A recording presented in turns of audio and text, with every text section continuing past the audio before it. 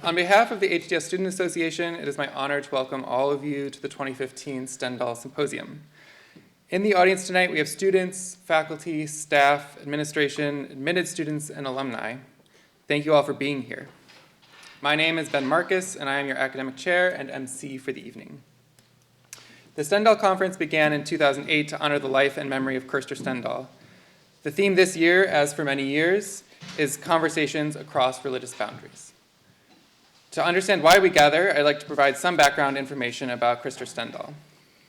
Stendahl was born and raised in Sweden, pursuing his graduate education there before coming to Harvard in the 1950s, where he would go on to spend the next 4 decades teaching New Testament studies.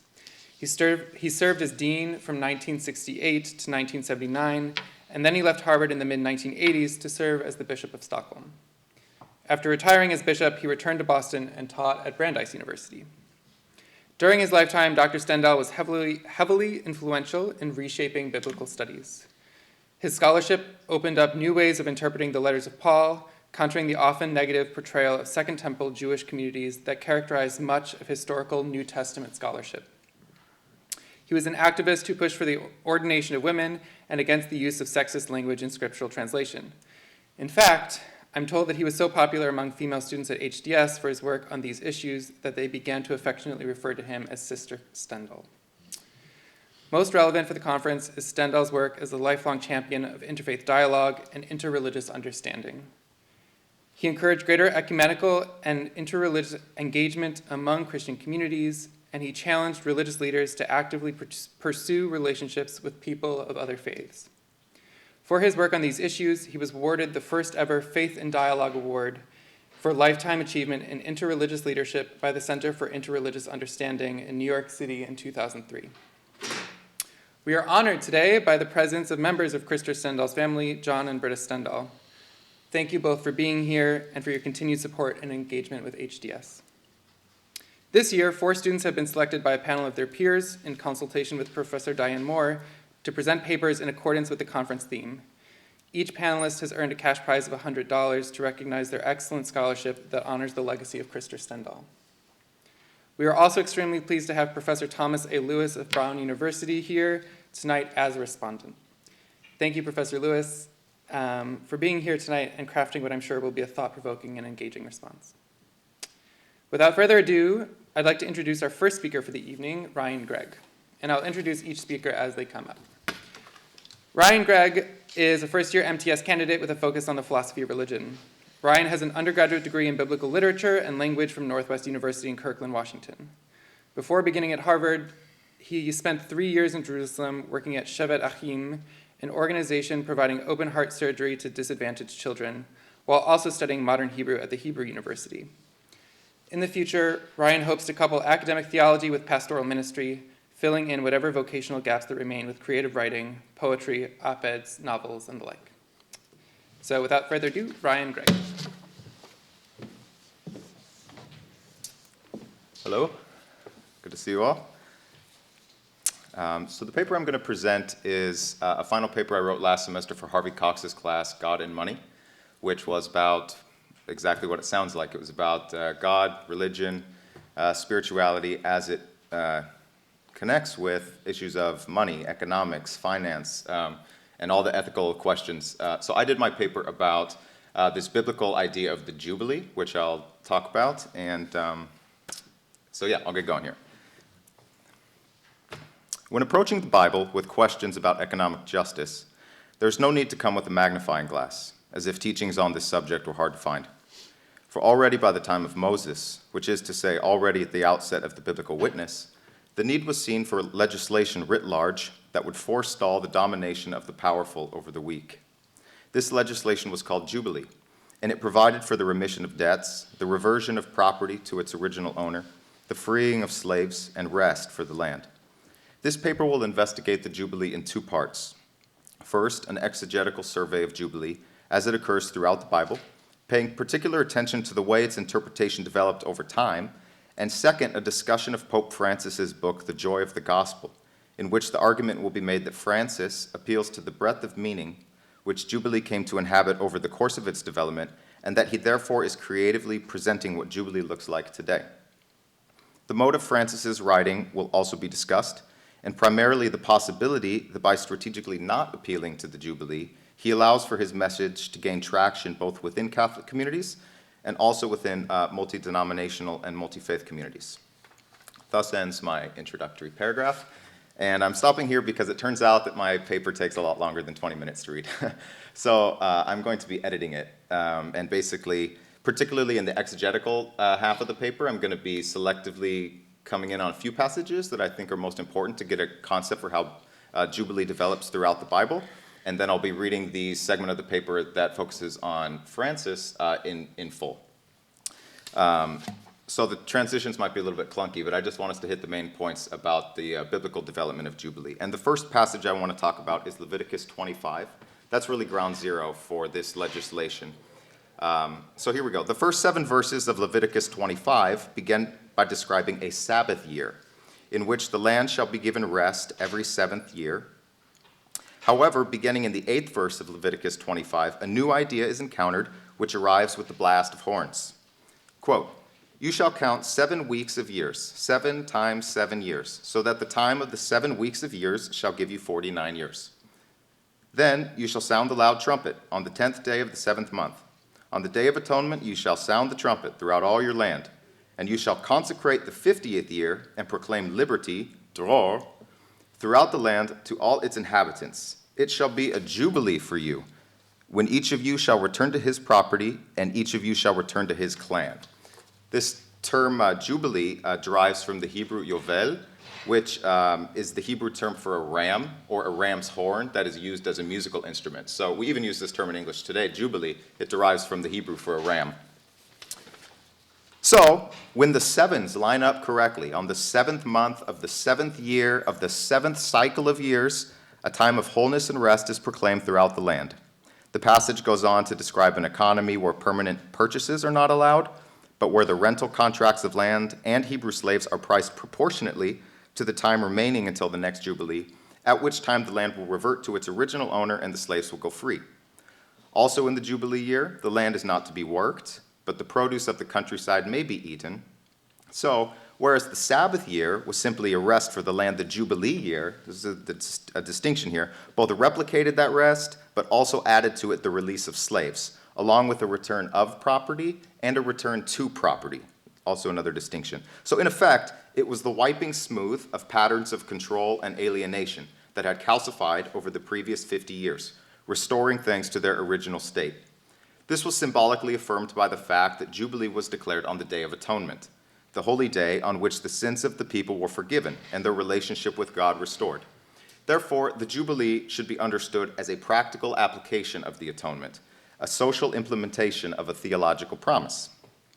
Before moving on to other passages, I want to pause for a moment longer at Leviticus 25 to look at this Hebrew word dror, which is translated as liberty. It occurs only in 6 verses in the whole Hebrew scriptures, and all of them are in reference to this Jubilee. Its verbal root, dalet resh resh, registers a variety of sensual meanings. 1, to stream or flow abundantly of milk, tears, or rain. 2, be abundant or luxuriant, like herbage. 3, run vehemently, easily, like a horse. Or 4, give light, shine, like a lamp. These connotations spill over into the derived noun dror, which is really hard to say because it has 2 guttural ratios, which has, quote, a flowing, free-run liberty as its meaning. So it does not signify mere liberty in a dry legal sense. It suggests rather an effusive dynamism, a breakout power. This should be kept in mind when the term is encountered, and also when its Greek equivalent, aphesis, appears in the Septuagint and the New Testament. So I'm going to skip on. In Deuteronomy 15, there's another very important component added, which is the remission of debts. So debts are just forgiven wholesale. It's quite a radical idea.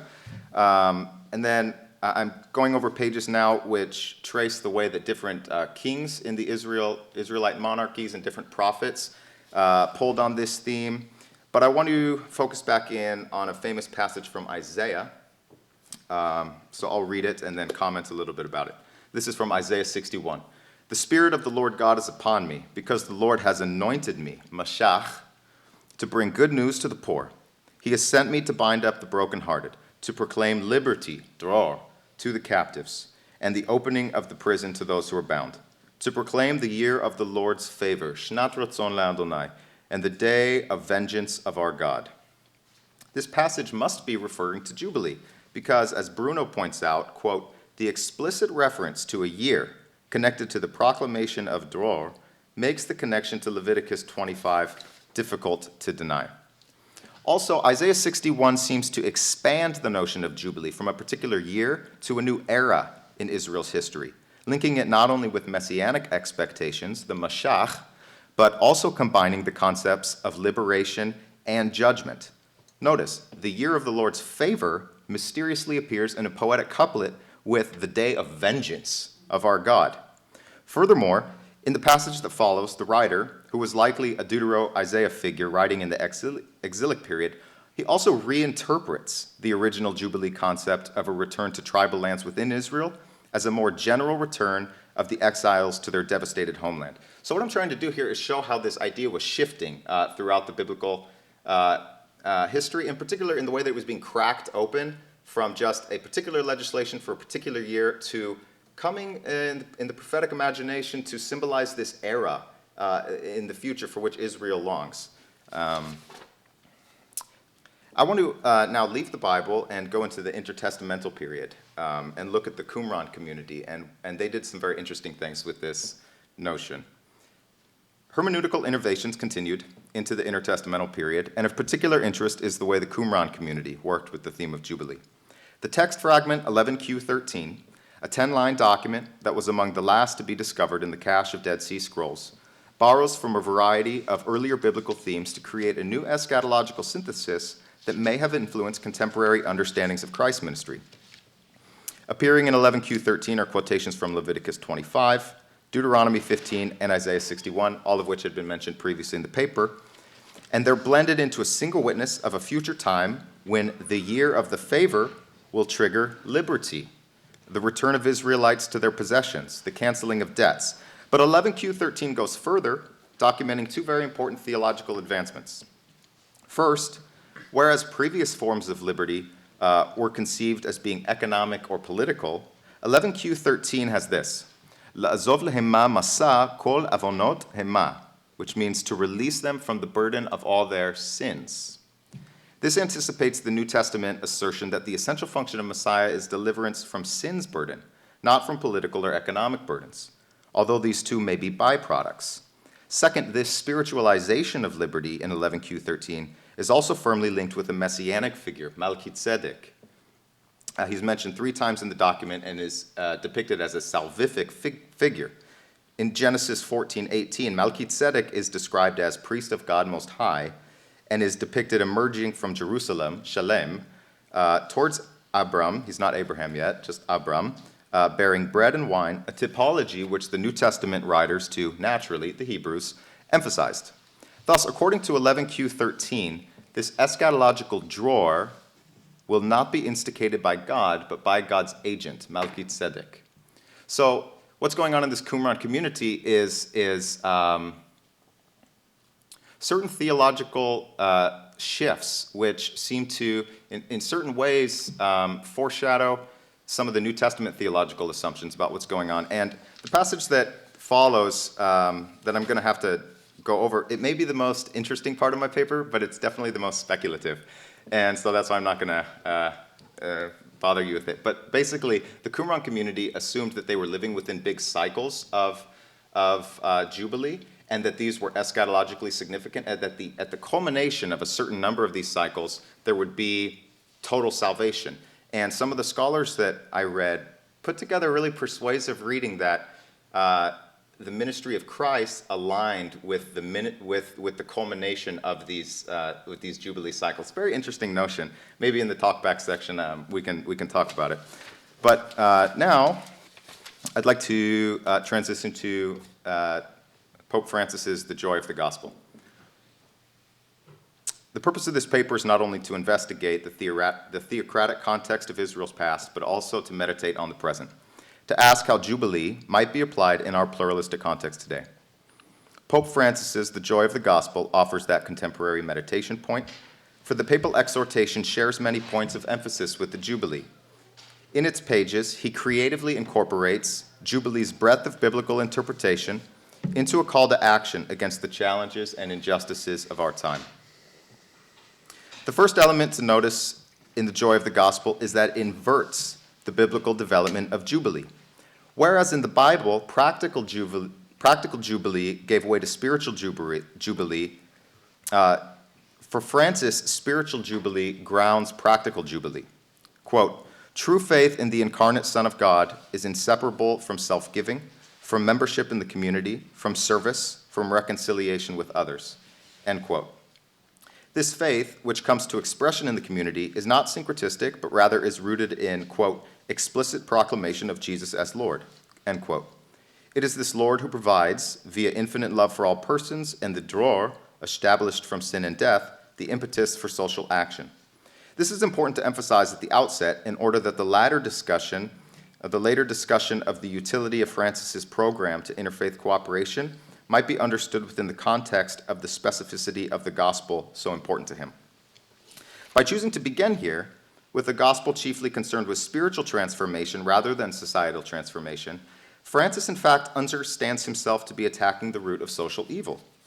He writes, quote, "Changing structures without generating new convictions and attitudes will only ensure that those same structures will become, sooner or later, corrupt, oppressive, and ineffectual," end quote. Thus, spiritual poverty contributes to social poverty. And if the former is not rectified, the latter cannot be either. This aligns with the activity of Jesus, who healed people of their illnesses and sent them on their way with the words, "Sin no more." Messiah's activity, in step with later interpretations of Jubilee, is centered on liberation from sin, not from political systems, on reconciling alienation from God, not from the products of labor. Francis's emphasis on the gospel and the joy it releases is not without a social telos, however. He speaks strongly of, quote, "applying the gospel to the transformation of society," end quote. What are the characteristics of this transformed society? In Francis's mind, they appear to bear similarity to the Old Testament Jubilee. Unchecked acquisitiveness at the expense of the poor is condemned, along with the crippling effects of debt and high interest. Slavery is condemned, particularly in its modern modes of human trafficking and addiction to narcotics. The abuse of the environment is condemned, as Francis writes, quote, "We can feel the desertification of the soil almost as a physical ailment, and the extinction of a species as a painful disfigurement," end quote. In these ways, the joy of the gospel might be seen as calling for the implementation of Jubilee as it was originally conceived. But Francis goes further, articulating other elements of a transformed society: plentiful nutrition, education, access to health care, employment, just wages. Each of these, of course, is also traceable to biblical ethics, if not directly to Jubilee. Stability is another factor identified as part of his transformed society. Francis argues that exclusion and inequality are the root of instability, and therefore that the remedy for instability is not, quote, "political programs or resources spent on law enforcement or surveillance systems," end quote, but inclusion and equality. Again, it can be seen that Francis emphasizes the spiritual aspects of social transformation, for inclusion and equality are not conceived by him as belonging to the sphere of political programs, but rather to the sphere of attitudes. Of a piece with this spiritual orientation is also the bidirectionality of the Jubilee Francis seems to endorse. For if the rich are able to free the poor from economic bondage, it's the poor who are able to free the rich from spiritual bondage to consumerism, loneliness, angst, self-absorption. Quote, "I want a church which is poor and for the poor. They have much to teach us. We need to let ourselves be evangelized by them," end quote. At this point, a dissenting voice might understandably question the connection between the joy of the gospel and biblical Jubilee. For had Francis intended such a connection to be made, surely he would have made it. It's a legitimate concern. However, I do not believe it's crucial to the argument whether or not Francis consciously had Jubilee in mind as he wrote. The clear presence of Jubilee themes in his book is enough to warrant engagement. And moreover, when considering the complexities of pulling an ancient concept millennia forward into the present time, one might even suggest that any intentional silence on Francis's part in regard to Jubilee would have to be one of the most strategic aspects of the joy of the gospel. For consider just one difficulty of calling for a literal jubilee today. Might not jubilee legislation against the sale of property in perpetuity be taken to undermine the stabilizing influence which private property exerts in modern democracies? Or even if the opposite were argued, that a prohibition against sales in perpetuity in fact protects the perpetual ownership of the first owner, might not this still be taken to introduce a potential injustice into the system, namely a divinely sanctioned freeze of all property holdings at a particular point in history at which unjust conditions may have prevailed? This is just one example. There are others. The lesson is the hopes of biblical jubilee would have a difficult time being realized in political and economic environments ill-suited to the mechanisms of biblical jubilee. By not using the term jubilee, Francis can adopt its clear spirit while avoiding interpretive difficulties which would only polarize and distract. And that Francis himself is aware of the function of this silence, we have only to pick up on the hint in his own words. Quote, ethics, a non-ideological ethics, would make it possible to bring about balance and a more humane social order, end quote. Francis thus offers an exhortation meant to bolster orthopraxy rather than orthodoxy, which may signal a shift in the Catholic Church. Quote, whereas there was a time in history when people were burned alive for doctrinal error, observed Professor Cox in a lecture, the Pope seems to be saying, don't worry so much about doctrinal error, end quote. This pivot of emphasis is necessary today, when projects for social change are contributed to by groups with a variety of religious commitments. Francis is not the first to see this need, however. The joy of the gospel follows the precedent of the Vatican II declaration Nostra Aetate, which exhorted, quote, collaboration with followers of other religions, end quote, on the premise that the, quote, Catholic Church rejects nothing that is true and holy in these religions, end quote. This openness, guided more by the spirit than the law, is crucial to new collaborations towards economic justice in our pluralistic age. To conclude, we live at a time when the world is confronted with complex challenges. Steep poverty rates, threatened ecosystems, enslavements to drug lords, human traffickers, and the dehumanizations of unregulated and overly regulated economies are all trends which threaten the most fragile and beautiful parts of our human lives. Yet thousands of years ago, the writers of the Bible recognized the seeds of these challenges and responded to them with the Jubilee. And although literal Jubilee may never have been enacted in ancient Israel, this, quote, merely serves to underline the prophetic character of this part of the Old Testament law, end quote. That's Karl Barth. That prophetic character points not only to the spiritual salvation of Christ, but also to the economic, social, and environmental salvation which God desires for the earth. Francis's book, The Joy of the Gospel, represents a voice, creatively urging the contemporary implementation of this dual Jubilee vision.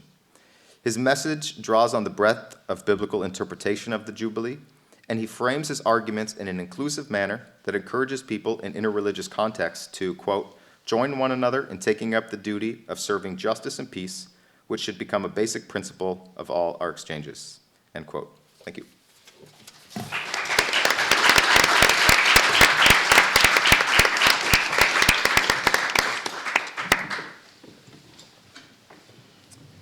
Thanks to Ryan for that presentation on a comparative perspective on Jubilee. Next, we have Diane Kim, who's presenting, the title is Statutes and Stories of Campus Access for Religious Groups.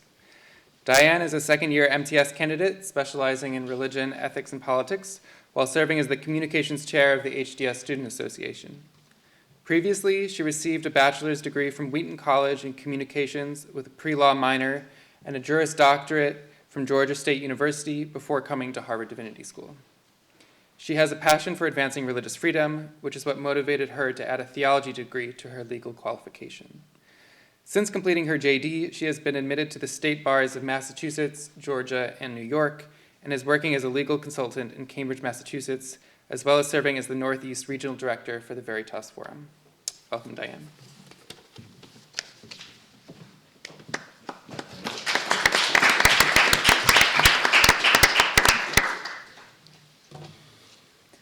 Thank you, Ben, and Professor Lewis, and my fellow presenters, and the HDSSA for working together to bring us the symposium, and a special shout out to Dean Hampton, who is not here, but advised me on this paper. This paper started because I wanted to take a look at the practical application of religious freedom. rather than trying to look at it from like an international, federal, or state level, which has been done many times before, although perhaps not well, or else we wouldn't have been facing this mess in Indiana. I thought we'd start at the university level because, in a way, the university is a small microcosm of society. They have their own leaders, their own rulers, their own rule breakers, their own religious community, the non-religious, and most importantly, this is where you mold the young minds of the students before they enter society and adults. It's the one place, I would argue, you really want to get religious freedom right. It's here. If you teach students that religion is irrelevant, or it's antiquated, or it's used to hurt others or discriminate, or if it's limited to the private sphere, and you just shouldn't talk about religion, then they're going to enter into society, and that's what they're going to continue to think. And so this is the place where I think it's crucial that we practice religious freedom correctly. So what kind of religious freedom issues are on campus? I'm sure a myriad of things come to mind, but one hot topic lately has been the issue of campus access for religious groups.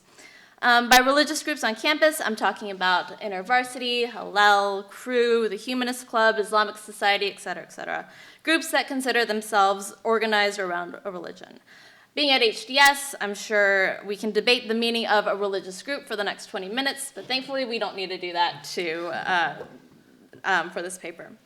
So then the question is, that I present to you, should an atheist student be able to join an organization of Christian students at a university? Should an African American student be able to become a member of the Asian American Association on campus? While our initial reaction might be, why would they want to? But that, I'm sure, is quickly followed by, well, sure, if they want to, they should be able to. You can't discriminate based on religion or race in a school. But what about other kinds of discrimination? Should a Democrat be able to join the Young Republicans on campus? Should a male student be able to join a sorority? What if the student has identified as transgender or genderqueer? To take it a step further, should these students be able to hold leadership positions in such groups whose essential purpose they are at odds with? Can a global warming skeptic lead an environmental society? Can these associations who gather around a specific purpose be allowed to require their leaders to identify with that specific purpose? Should the Hindu student be able to be eligible to run for a position on the Evangelical Christian Fellowship and lead a Bible study? Should Hillel be forced to keep a student as their president if she converts to Islam halfway through the semester? Some universities are starting to answer this question with yes, and requiring groups to accept anyone into the leadership of their groups. Some schools are moving into the opposite direction. So today, this has resulted in non-discrimination policies that result from the removal of such religious groups from campuses, or the granting of broad freedoms to these religious groups that encourage the deepening of religious dialogue in the university setting. So, in this paper, I explore the question of campus access for religious organizations in university, namely how they have responded and how they should respond. So, before we go into the university, though, I want to present to you two case studies without any religious student groups. So we can properly frame our questions, and that gets you thinking about the broader matter of the role of religion in society. So first, I want to turn to the Orange County public school system in Florida. And I don't know if you heard about this controversy, but what happened was they decided to allow Bible distribution by a Christian group on campus. And you say, this is a public school, how would they get away with that? Well, they allowed for a passive distribution. This meant the group would come and bring Bibles on campus and just set up a table. They couldn't approach the students, but if the students approached them, they could talk to them. And then, of course, the local atheist activist group heard about this, the Central Florida Free Thought Community, and they were not happy. And they said, well, we want to bring books on campus. And so the school said, well, fine, you can do that. But once the atheist group actually tried to distribute books, the school board said, no, we object, and some of these books are banned. For example, there was The Letter to a Christian Nation, Why I'm Not a Muslim, and a pamphlet called An X-Rated Book, Sex and Obscenity in the Bible.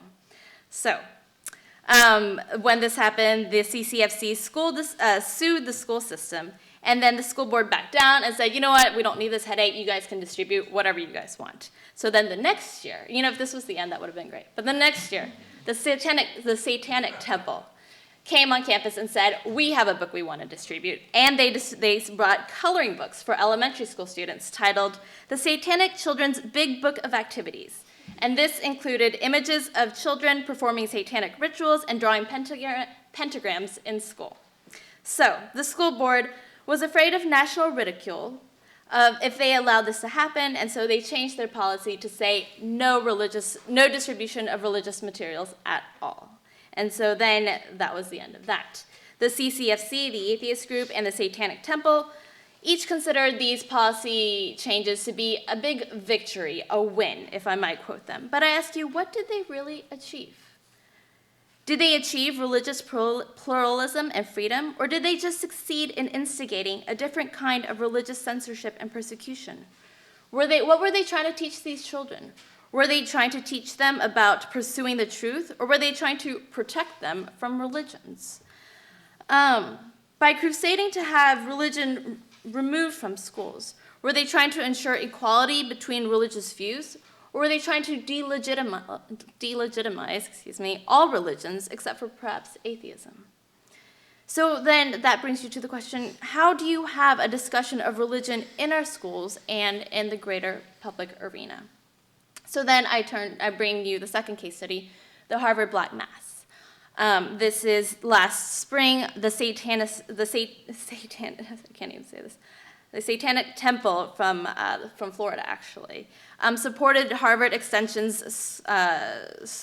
School's Cultural Studies Club when they announced they wanted to host a Black Mass on Harvard's campus.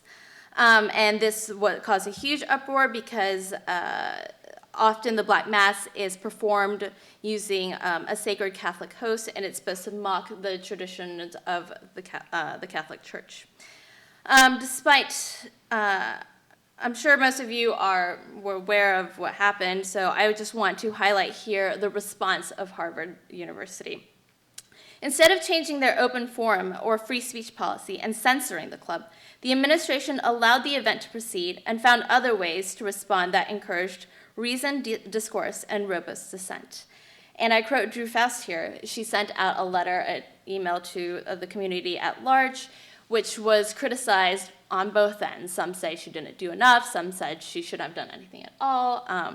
But what she said was she found it deeply regrettable that the organizers of the event, well aware of the offense they are causing, so many others have chosen to proceed with a form of expression that is so flagrantly disrespectful and inflammatory. But she was going to allow the event to proceed, as was consistent with the university's commitment to free expression, including expressions that may deeply offend us, so the decision to proceed is and will remain theirs. So then what was the outcome of Harvard's response? A few hours before the event, the club, the student club, moved the reenactment off campus, and they said, Harvard did not pressure us in any way, this is our choice. And then once negotiations with the offsite venue fell through, the club said, you know what, we're going to withdraw our support from this. And then the Satanic Temple held this event separately in the basement of Hong Kong a few hours later. So was Harvard's response better than that of the Orange County School Board? While you might say Harvard had a little bit more latitude to allow such activity, satanic activity on their campus, because they're a private institution with older students who might be able to discern for themselves. I believe that the same question is at the core of both controversies, and this is the question that I presented to you earlier today. What does religious freedom look like in our schools? What should it look like? Would it have been better for Harvard to have eliminated all religious activity and conversation from its campus? That surely would have made things simpler. It was the course of action that the Orange County School Board decided after facing 2 lawsuits after having an open forum, or trying to have an open forum. Both schools are secular institutions, and people often say, what business do schools, secular institutions, have talking about religion? Of course, unless it's in their divinity school, which of course the rest of the university thinks trains priests, witches, or actual diviners. True story. But is there any room for religion in schools, or is it enough to say that religion is a private matter and that secular institutions should not talk about it at all? And I think not, and assuming that since you guys are all sitting here, you agree with me. So unless one can grasp the relevance of religion on a university campus and in the broader society, religious student groups on campuses will seem extraneous and expendable on the first sign of controversy. As we will come to see, it is important to guard the rights of both majority and minority religious groups to facilitate a robust discussion among them. So yes, this is a very long framing, and if you consider it a long intro, but I feel like this was important to establish to get you thinking in the right way to answer how you should answer these questions. So what's been going on these campuses for these religious groups? As I'm sure all of you know, religious groups have been a big part of campus life for decades, not just in the US, but internationally. But over the past decade or so, especially, the status of such religious groups have been challenged with increasing frequency and often ended, as I mentioned earlier, with these groups losing official recognition from the schools. And then this is bad for these groups because they lose many benefits that are key to their work, such as funding from the university, ability to reserve meeting spaces or using the university name, able to recruit students at activity fairs, et cetera, et cetera. So official recognition is important to these groups. But for instance, this past summer of 2014, all the schools in the Cal State University system, which is the largest university system in the nation with 450,000 students on 23 campuses, de-recognized any group that was unwilling to pledge not to discriminate on the basis of religion when choosing their leaders. What they implemented was what is now called the all-comers policy. And what this policy is let me read it to you. No campus shall recognize any fraternity, sorority, living group, honor society, or other student organization that discriminates on the basis of race, religion, national origin, ethnicity, color, age, gender, marital status, citizenship, sexual orientation, or disability, ... The list goes on.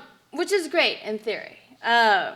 But I think a noteworthy point here is that the university, they made an exception. And their exception was for social fraternity or sororities that impose gender limitations. So the university seems to accept that the essence of a sorority or fraternity is gender and provides an exception for these groups to discriminate on the basis of gender. They seem to miss that the essence of, say, a religious club is religious belief. Just as a sorority just as if a sorority, if they were forced to admit a male member or have a male leader, would no longer be a sorority. A religious group led by a non-religious person would cease to be a religious group. And this isn't just California. 14 religious groups at Vanderbilt University, comprised of 1,400 Catholic, Mormon, mainline Protestant, evangelical students, lost their standing over the same issue.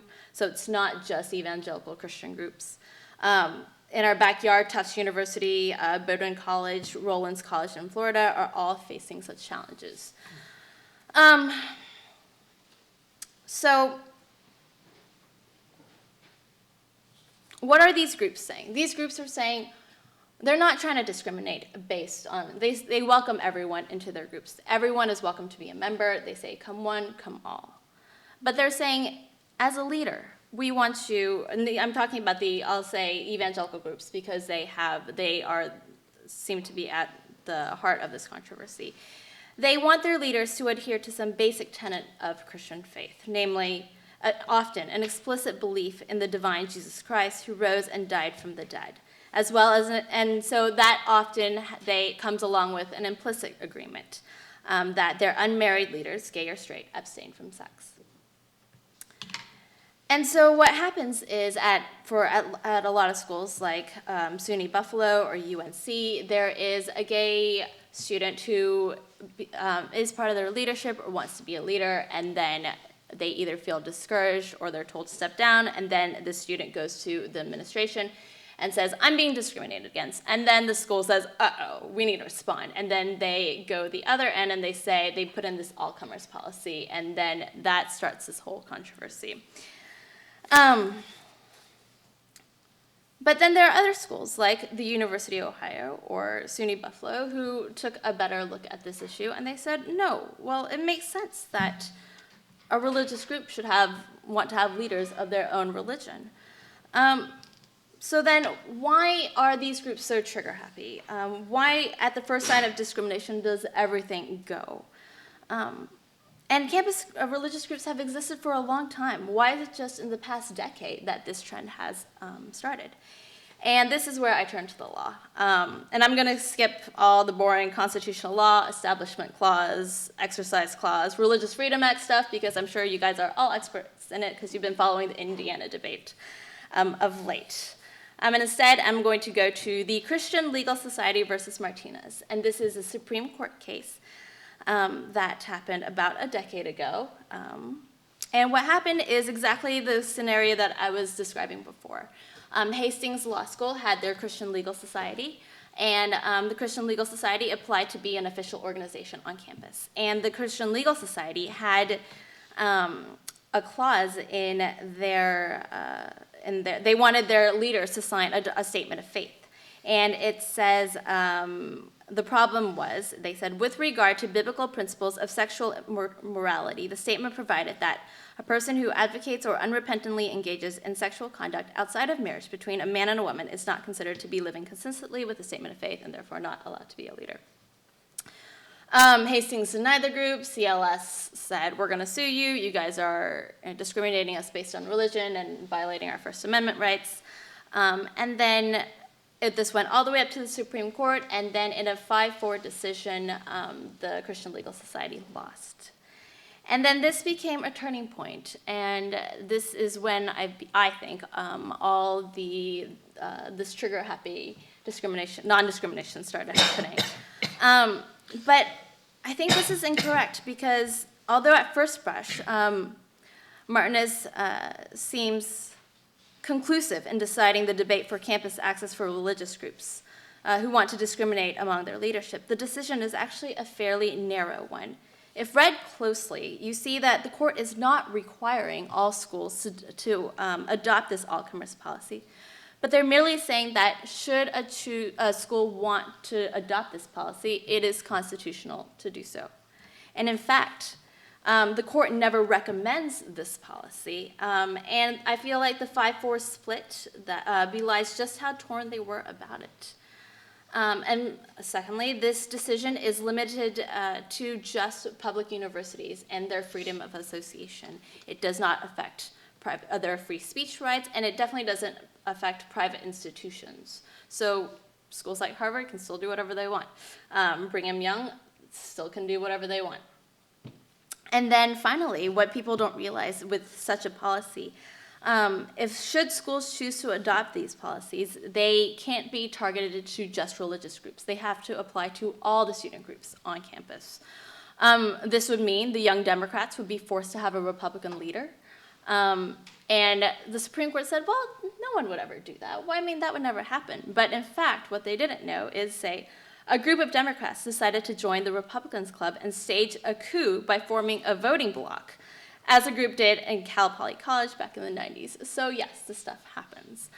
Even at Harvard Law School, I think a few years ago, someone wanted to overthrow their student government, and so they got elected, and now they no longer have a student government. They have some ad hoc thing. But I'm saying these kinds of things happen.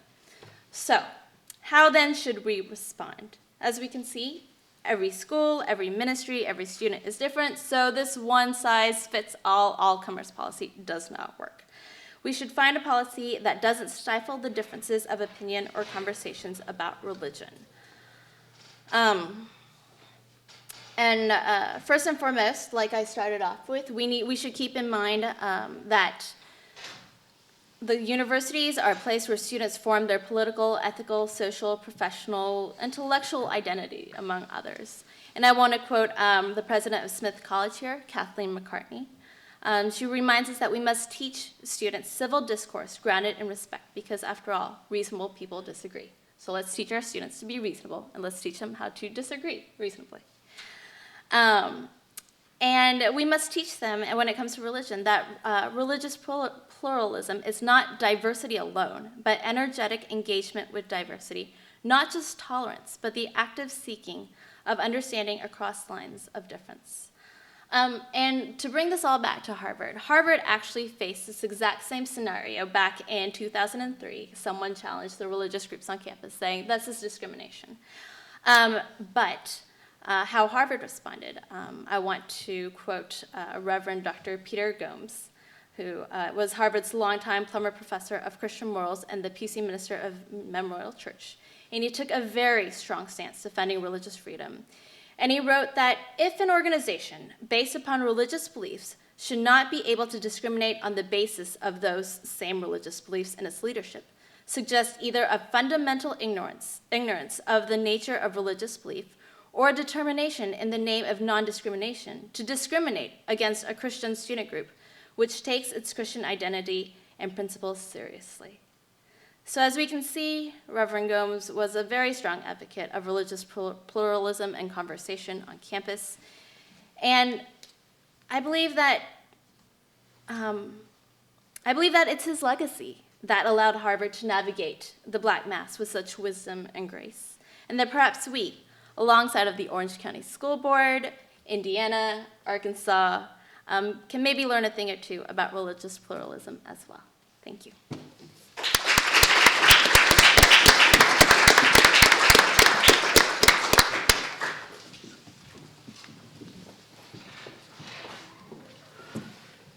Thank you, Diane.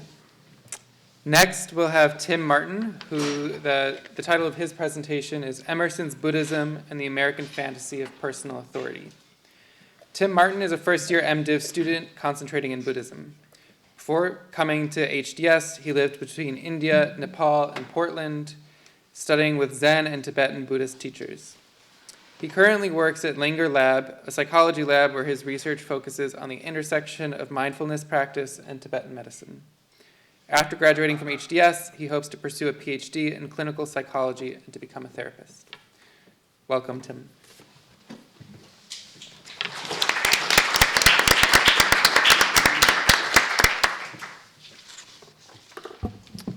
Thank you all for being here.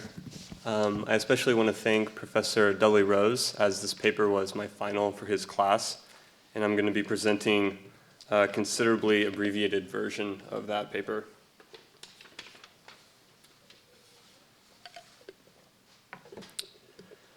So one time while I was living in Nepal, I wanted to go on a trek around the Annapurna mountain range, but all of my friends were too busy to come along. But determined to go, I went alone, with no guide, no friends, and just a map. At one point, I was traveling to a small town called Tadapani. Whenever I passed locals, I would ask which way to Tadapani. At a certain point, I got a confused look from a tea shop owner. He consulted with his wife, then pointed me on a route that deviated from the main trail. I confirmed with other local Nepalis and decided to follow their instructions. About 2 hours later, I saw signs for Tadapani, not Tadapani. Frustrated, I backtracked my course and arrived in Tadapani late at night, wet, cold, and alone. From then on, whenever I ran across a professional tour guide, I would ask his advice for the next leg of my trip. Such is the value of qualified guides. Tadapani was in the same general direction as Tadapani, and the two names certainly sounded the same, but my own personal reasoning and intuitive direction and consultations with others led me in the wrong direction. It turned out that I overestimated my personal authority and underestimated the authority of professional guides. Even subtler than a trek is a spiritual journey through experiences of the mind, and even more necessary are qualified guides who can guide us and redirect our wanderings. During my first semester at Harvard Divinity School, I reflected upon my need for spiritual guides, what qualifies them, and the limitations of my own ability to self-direct my spiritual path. As a Buddhist practitioner, I'm specifically interested in what authorizes a competent spiritual guide, and to what degree I can guide myself? Who can point out the right and wrong direction? In conversations with other Buddhists in the MDiv program, I realized that elements of my personal story are shared. Many of us were drawn to HDS by the Buddhist Ministry Initiative, which is a project to expand course offerings, programming, and scholarships for Buddhist students. As Buddhists, we are trying to discern the authority of others and ourselves. We have shared desires for authorized Buddhist teachers in the Divinity School, cultural validation of our otherwise countercultural interests in Buddhism, and the need for validation of our personal experiences. However, as we search for personal authority in Buddhism, I'm also keenly aware of traditional modes of authorization in Asian lineages, which would check our desires. Harvard Divinity School, as a training ground for American ministers for almost 2 centuries, provides a unique situation to explore the role of Buddhist ministry. Given the role of an MDiv degree in authorizing Christian ministers to lead communities, to what degree does an MDiv degree have the same power to authorize Buddhist students? In order to situate Buddhism within a historically Christian model of ministry, I consult Ralph Waldo Emerson's notions of spiritual authority and contrast them with historical conceptions of authority in Buddhist traditions. I have my doubts about a particular American fantasy, the belief that one's own personal experience is authoritative above all else. Ralph Waldo Emerson was an early American exponent of self-reliance and personal authority in religion, values that would come to define both transcendentalism and liberal spirituality generally. As a student at Harvard Divinity School in 1838, Emerson delivered his famous Divinity School address, which would inspire generations of students to come. His address critiqued both the uninspiring sermons of other ministers and the imitational conformism of preachers to institutions, doctrine, and popular exegetical interpretations. Opposed to deference to institutional authority, Emerson posited authority in personal intuition. Quote, "Meantime, whilst the doors of the temple stand open, it is guarded by one stern condition, intuition." Unquote. Emerson saw personal intuition as an experiential gateway to the laws of nature, which are both inherent to God and humans. Quote, "Thus in the soul of man there is a justice whose retributions are instant and entire. If a man is at heart just, then insofar is he God." Unquote. Thus someone guided by his or her intuition of God is capable of determining for himself or herself the meaning of Scripture, Christ's teachings, and how they can be enacted in the world. Quote, "Let me admonish you first of all to go alone, to refuse the good models, even those which are sacred in the imagination of men, and dare to love God without mediator or veil." Unquote. One's personal experience of God can thus trump the teachings of good models if those models do not accord with personal understanding. In fact, if our intuition is contradicted by social institutions like the church, we should pave our own way and go alone. According to Emerson, this self-reliant religious sentiment, a confidence in the authority of one's personal intuition, was most alive at distant times and in distant lands. Quote, "This thought dwelled always deepest in the minds of men in the devout and contemplative East, not alone in Palestine, where it reached its purest expression, but in Egypt, in Persia, in India, and China.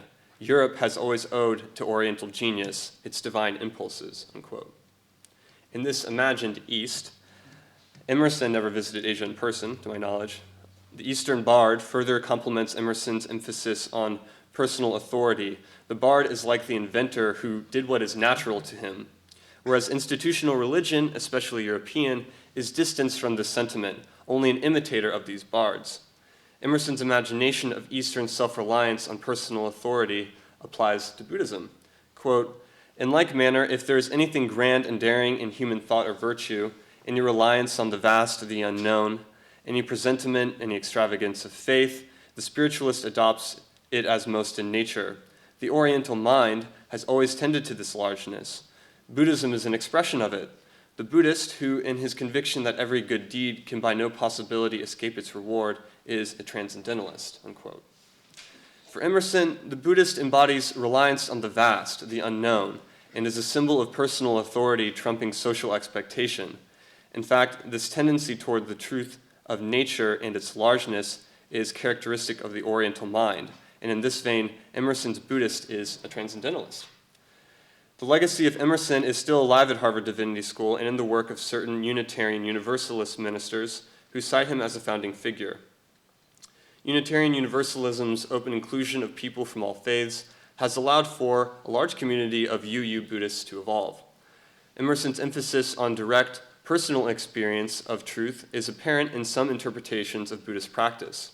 To quote Reverend James Ford, a Unitarian Universalist minister and Zen priest, Buddhism has been an extremely influential force among Unitarians, and over the last 30 years, Unitarian Universalists.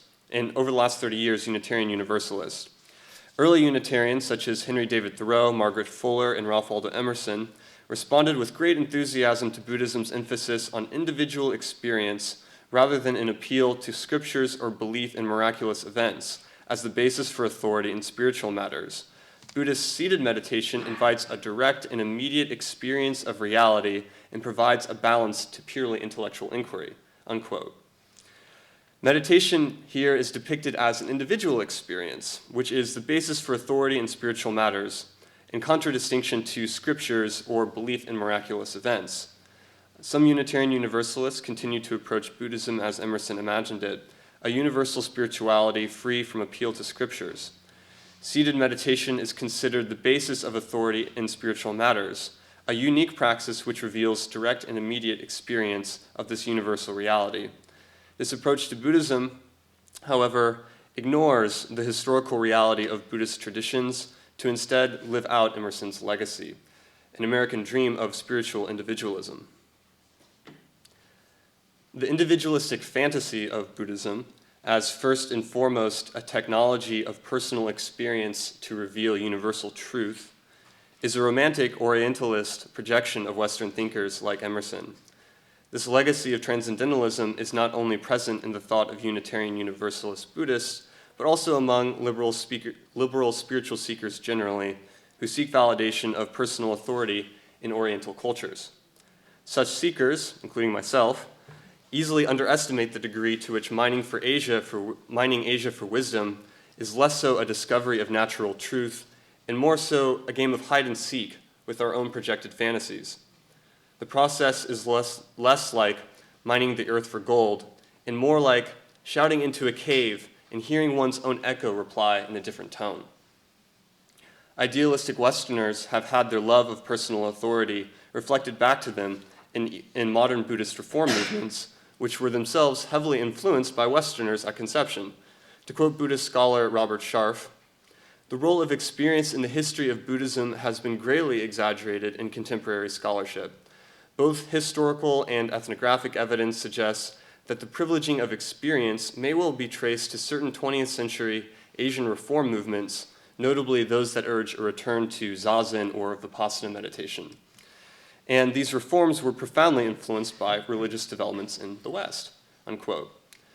Through many reform movements and attempts to popularize Buddhism, Westerners hear their own value of personal experience reflected back to them in Asian cultures. A misleading influence of liberal spirituality on Buddhism produces the fantasy that Buddhism is somehow creedless, or non-dogmatic, and that its meditation methods, unguided by doctrines, will naturally lead to ultimate truth. However, a quick survey of scripture, history, and contemporary practices reveals that Buddhist traditions generally don't privilege personal experience or authority in and of themselves. Instead, Buddhist traditions have valued experience as a confirmation of specific truths arrived at by the Buddha and confirmed by generations of teachers after him. The Buddha's core tenets are the same across Buddhist traditions, but are systematized differently. Generally, all traditions emphasize the three marks of existence: anicca, dukkha, and anatman, impermanence, suffering, and non-self. These insights, impermanence, suffering, and non-self, need to be cultivated precisely because they contradict most of our everyday personal experiences, which seek out permanent structures, blissful experiences, and self-confirmation. These three marks characterize right view, the first step of the Buddha's Noble Eightfold Path. The view directs a Buddhist meditation path aimed to discover the same insights of the Buddha. The stages of this path are outlined in the Stages of Path literature, manuals intended to guide Buddhist students through a series of deepening insights until full Buddhahood. In general, the authors of Buddhist Marga, or stages of the path literature, texts like the Lamrim Chinmo in Tibetan or the Visuddhimagga Sutta of the Pali Canon, rarely refer to their own meditative experiences or claim that such stages were products of their own experience. In the Visuddhimagga Sutta, Buddhaghosa mentions his personal opinion once. Other Buddhist philosophers such as Dharmakirti and Chandrakirti were generally circumspect regarding truth claims based on appeals to personal experience, yogic or otherwise. Instead, truth claims are measured by their filiality to Buddhist sutras and their commentaries. In the Tibetan language, the closest word for experience is nyam. According to Dujim Lingpa, even the achievement of acquiescence, or shamatha, or conscious awareness, rigpa, are merely nyam, or experiences to be let go of. Remembering these past experiences as memories simply results in a reification of their existence, which can ultimately feed self-grasping. So while Buddhism recognizes the experiential, mind-based dimension of reality, the content of experienced appearances are rarely considered authoritative. They are the very things to be let go of. In fact, recognition of phenomena as mind-based experience liberates us from the pressure to make meaning of them. Personally, I have noticed that Asian Buddhist teachers rarely mention their own experiences, or only do so to humbly downplay their progress in Buddhist practice. To quote Dzongzar Khyentse Rinpoche, "Don't share your experiences in so-called attainments. If you think declaring what you think you have attained is worthwhile, you may have been busy bolstering your delusion. Trying to impress others with your practice is not a part of the practice. Try to be genuine and humble. Nobody cares about your experiences in meditation, even if they include visions of Buddhas, unicorns, or rainbows. If you think you are free of self-deception, go ahead and think again." Unquote. Contradictions arise when we try to depict Buddhism as a philosophy of self-reliance and authoritative personal experience, when almost all the great masters scantily referred to their own experiences and rarely credited their own efforts as the cause of their awakening. Like Emerson, we fantasize that Buddhist yogis were totally autonomous Eastern sages who came to mystical experiences largely independent of tradition, authorities, and scripture. But this is simply a romance. Due reverence to the Buddha and one's teachers, Buddha, the teachings of the Buddha, Dharma, and the community, Sangha, are generally privileged. The fantasy that meditative experiences are attainments realized by a personal self co-opts Buddhist wisdom for an egoic narrative. This is all the more tempting when bolstered by a liberal Western spirituality that privileges personal authority. The fantasy of individualism props up a number of Western projects: spirituality without religion, secular meditation, meditation based upon books instead of a teacher's instructions, universalizing appropriations of Buddhist cultures and knowledge, and the possibility of Buddhist teachers without traditional modes of authorization. Concerning authorization to teach, if realization of core Buddhist teachings, including the ultimate view, depend primarily upon personal experience, and if that personal experience is self-authorizing, then institutional authorization is unnecessary, or at least optional, or at least secondary to self-experienced realization. This is a very practical social problem. The relaxation or ignorance of lineage authorization could allow for Harvard Divinity School or its graduates to claim teaching authority. Given that most Americans don't understand the traditional role of lineages and authorization coming from Asia, but would perhaps readily accept the authority of Harvard schools, HDS and the Buddhist Ministry Initiative could serve as a stamp for a Buddhist graduate's own self-marketing as a teacher. This process may have even already begun in subtle ways.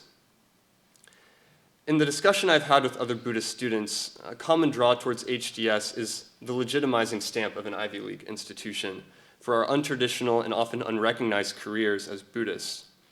I do see value in the Buddhist Ministry Initiative's training for unpaved Buddhist career tracks, such as art, chaplaincy, counseling, nonprofit organizing, social activism, the healing arts.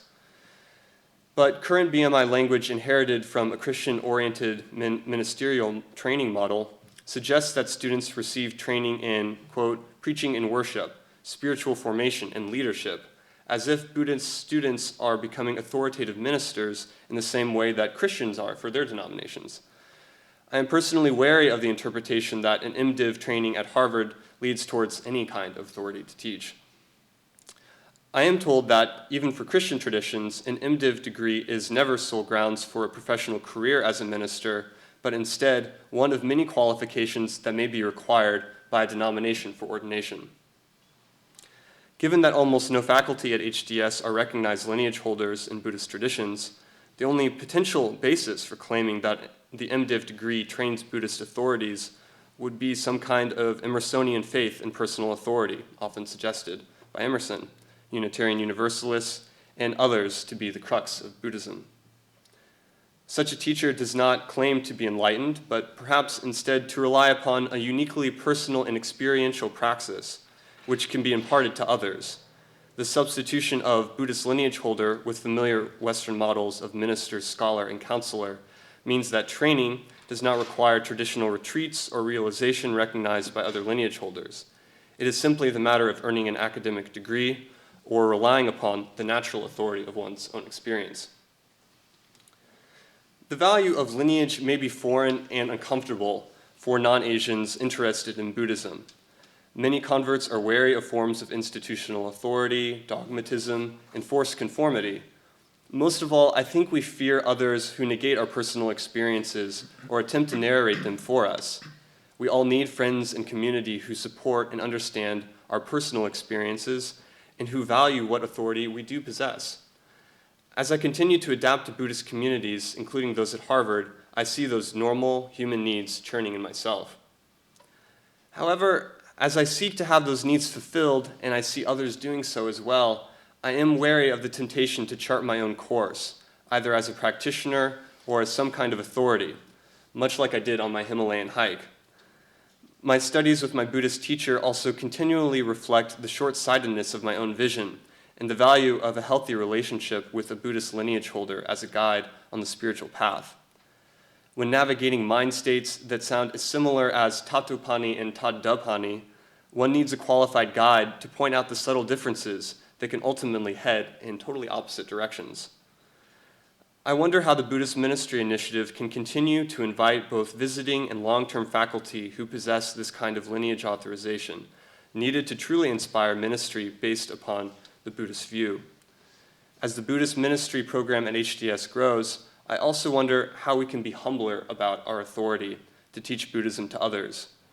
For those of us who lack traditional training and authorization to teach, we must not be tempted to enlist the subtle Oriental romanticism and individualism latent in American culture as props for our own teaching. There is certainly little traditional basis within Buddhism to support this fantasy of personal authority. Thank you.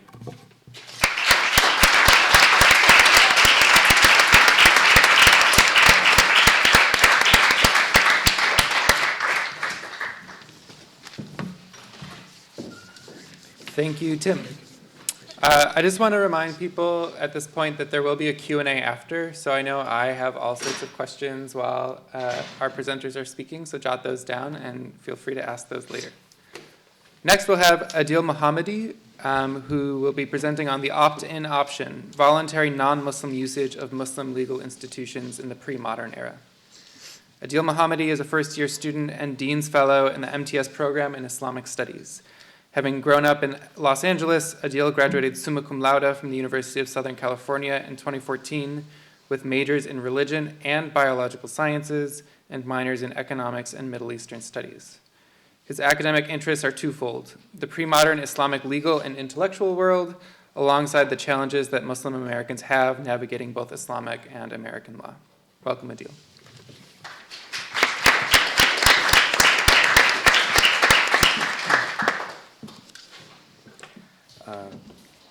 And thank you very much to Harvard Divinity School and the organizers for this symposium. I owe special thanks to Professor Sherman Jackson of the University of Southern California. Under his guidance, I wrote the following paper. And before I start, I should just apologize for my voice also. I'm coming over a cold, so I hope you'll forgive me on that regard. So the title of my paper is The Opt-in Option, Voluntary Non-Muslim Usage of Muslim Legal Institutions in the Pre-Modern Era. In 1996, the United Kingdom passed the Arbitration Act, establishing the basis for paralegal arbitration in their country. This act was of special interest to religious communities, particularly British Muslims. Taking advantage of the arbitration allowance, in 2007, the Muslim Arbitration Tribunal, MAT, was established to provide arbitration to British Muslims by making use of Islamic law. Interestingly, the Telegraph reports that up to 5% of cases brought in front of the MAT involve non-Muslim litigants. For very practical reasons, non-Muslim litigants who have every right to pursue their cases in front of standard British courts chose to arbitrate their cases in front of the MAT.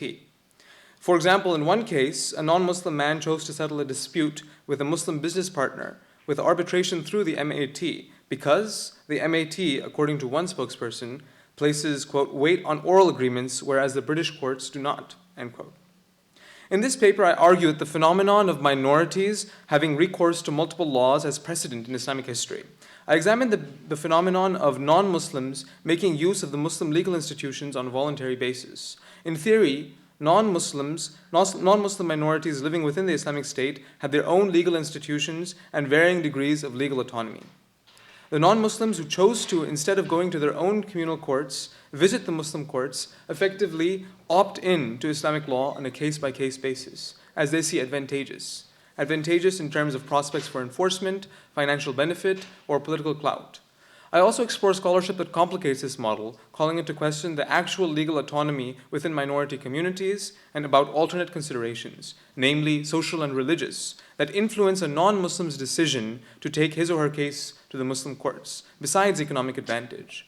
Ultimately, I argue that even under modes of legal pluralism, we see that communities are not isolated and that they interact with each other, even at the institutional level.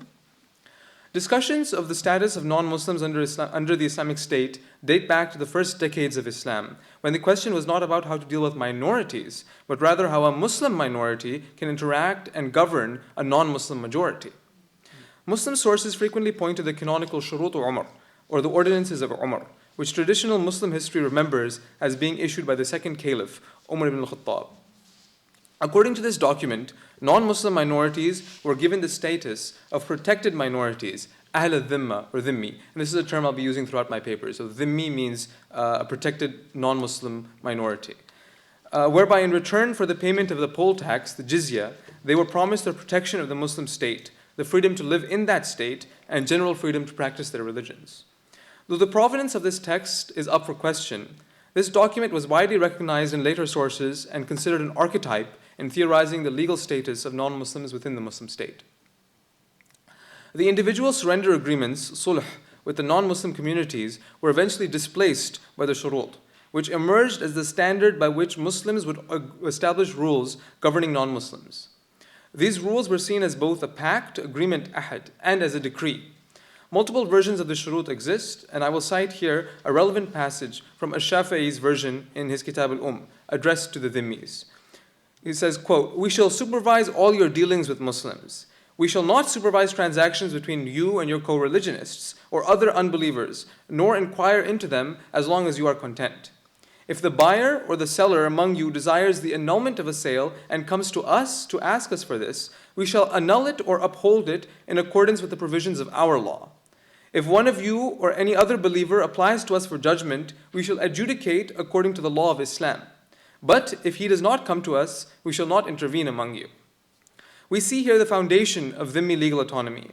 At the same time, however, we see the limitations to this autonomy in cases involving Muslims and in cases of voluntary Dhimmi appearance in front of the Muslim institutions of arbitration that are delineated from the inception of Muslim rule. The negotiation of Dhimmi legal autonomy, then, is a conversation as old as Dhimmi membership in the Muslim state. Non-Muslims had their own legal institutions that existed to varying degrees outside the purview of the Islamic State. In fact, Antoine Fatel suggests that just like the expanding Muslim state kept non-Muslim bureaucratic institutions intact, their decisions to keep non-Muslim judicial institutions was a strategic administrative move. A.S. Triton seems to suggest that this is because of the underdevelopment of Muslim institutions to begin with. Regardless, we can be confident in saying that unlike the modern nation state, which monopolizes the production and enforcement of a single law, the pre-modern Islamic state allowed for multiple laws and multiple legal institutions to accommodate the different legal religious traditions of minorities. While I argue that the Muslim state legally accommodated religious minorities by granting them legal autonomy, the degree to which this autonomy actually existed is up for debate. Discussions about minority autonomy center around the Ottoman period because of the records from the Sijil, the Ottoman court records, and from the Cairo Geniza documents. Officially, there was a long-standing policy delineating the division of jurisdiction between Dhimmi and Muslim courts, a tradition dating back to the Shurut Umar. Cases involving Muslims, for example, a Jew suing a Muslim or a Muslim suing a Jew, those involving criminal offenses or those threatening public safety were under the jurisdiction of Muslim courts. Other intra-religious cases would be left to the religious communities to arbitrate. The extent of actual legal autonomy is not so clear, however, and its debate is often dichotomistic. Without a doubt, the extent of this autonomy will vary depending on geographical area and time period. Furthermore, I suggest that scholarship largely ignores the phenomenon of communal authority as a consideration in the debate over autonomy. Should a Muslim court have jurisdiction over the non-Muslim community, we might think that the community has been robbed of its autonomy. But if the Muslim court issues an unpopular verdict, the Muslim court should still lack the authoritativeness in the eyes of the non-Muslim community, which provides a mechanism for non-Muslim communities to challenge Muslim legal jurisdiction and thereby, in a sense, regain some level of autonomy. Borrowing terminology used by Benjamin Brough to describe the millet system, the notion of Dhimmi autonomy is something of a foundational myth in Muslim historiography. It is recounted again and again in Islamic sources that Dhimmis were given the freedom to arbitrate their cases within their own communities, the right to preserve their own laws. In a well-known story, the Umayyad Caliph Umar ibn Abdul Aziz writes to the famed scholar Al-Hasan al-Basri, asking him why the rightly guided Rashidun caliphs allowed non-Muslims to follow their own laws. And Al-Hasan al-Basri responds that they have bought this right with the payment of the jizya. This narrative, however, does not reflect the practical complexities involved when it comes to the decision of arbitrating a case in a Dhimmi court or a Muslim court, a question of individual Dhimmi decision-making and agency that has been largely ignored by traditional Muslim and Western scholars alike. The myth of complete Dhimmi autonomy is paralleled by the myth of interfaith utopia, which suggests that religious communities lived in complete harmony with each other under the Muslim state. This is particularly strong in the case of Muslim Spain. This idealistic autonomy is complicated by a series of factors. For one, in the early Ottoman Empire, the Jewish authorities were forbidden from preventing Jews from taking their cases to the Qadi, or the Muslim judge. Jewish judges who forbade Jews from taking cases to the Muslim courts face suspension. Similarly, Arya Shmulevitz suggests that despite the Ottoman injunction against forbidding Jews from taking cases to the Muslim courts, Jewish officials still would nonetheless forbid their co-religionists from making use of the mahkamat, or the Muslim courts. Additionally, Joseph Hacker indicates that there were a series of confrontations between Jewish and Ottoman authorities over issues of jurisdiction, and that Jewish legal authorities were forced to operate clandestinely at times for fear of Ottoman sanctions. So, this begs the question, why did Dhimmis go to the Muslim courts in the first place? This is a complicated question that deserves nuanced consideration. The ideological explanation does not suffice, an explanation that has been pervasive, particularly in a new generation of Jewish social historiography, suggesting that Jews were disenfranchised actors who had little actual choice and instead followed strict confessional lines in nearly every aspect of their life. What the following discussion will do is personalize the Dhimmi as facing different, though constrained options. Economic literature on private ordering mechanisms can provide some insight into the choice between Dhimmi and the Muslim courts. This genre of literature explores the notion of private law, extra-legal private ordering mechanisms that are not formal institutions, that is, those that do not carry the enforcement power of the state.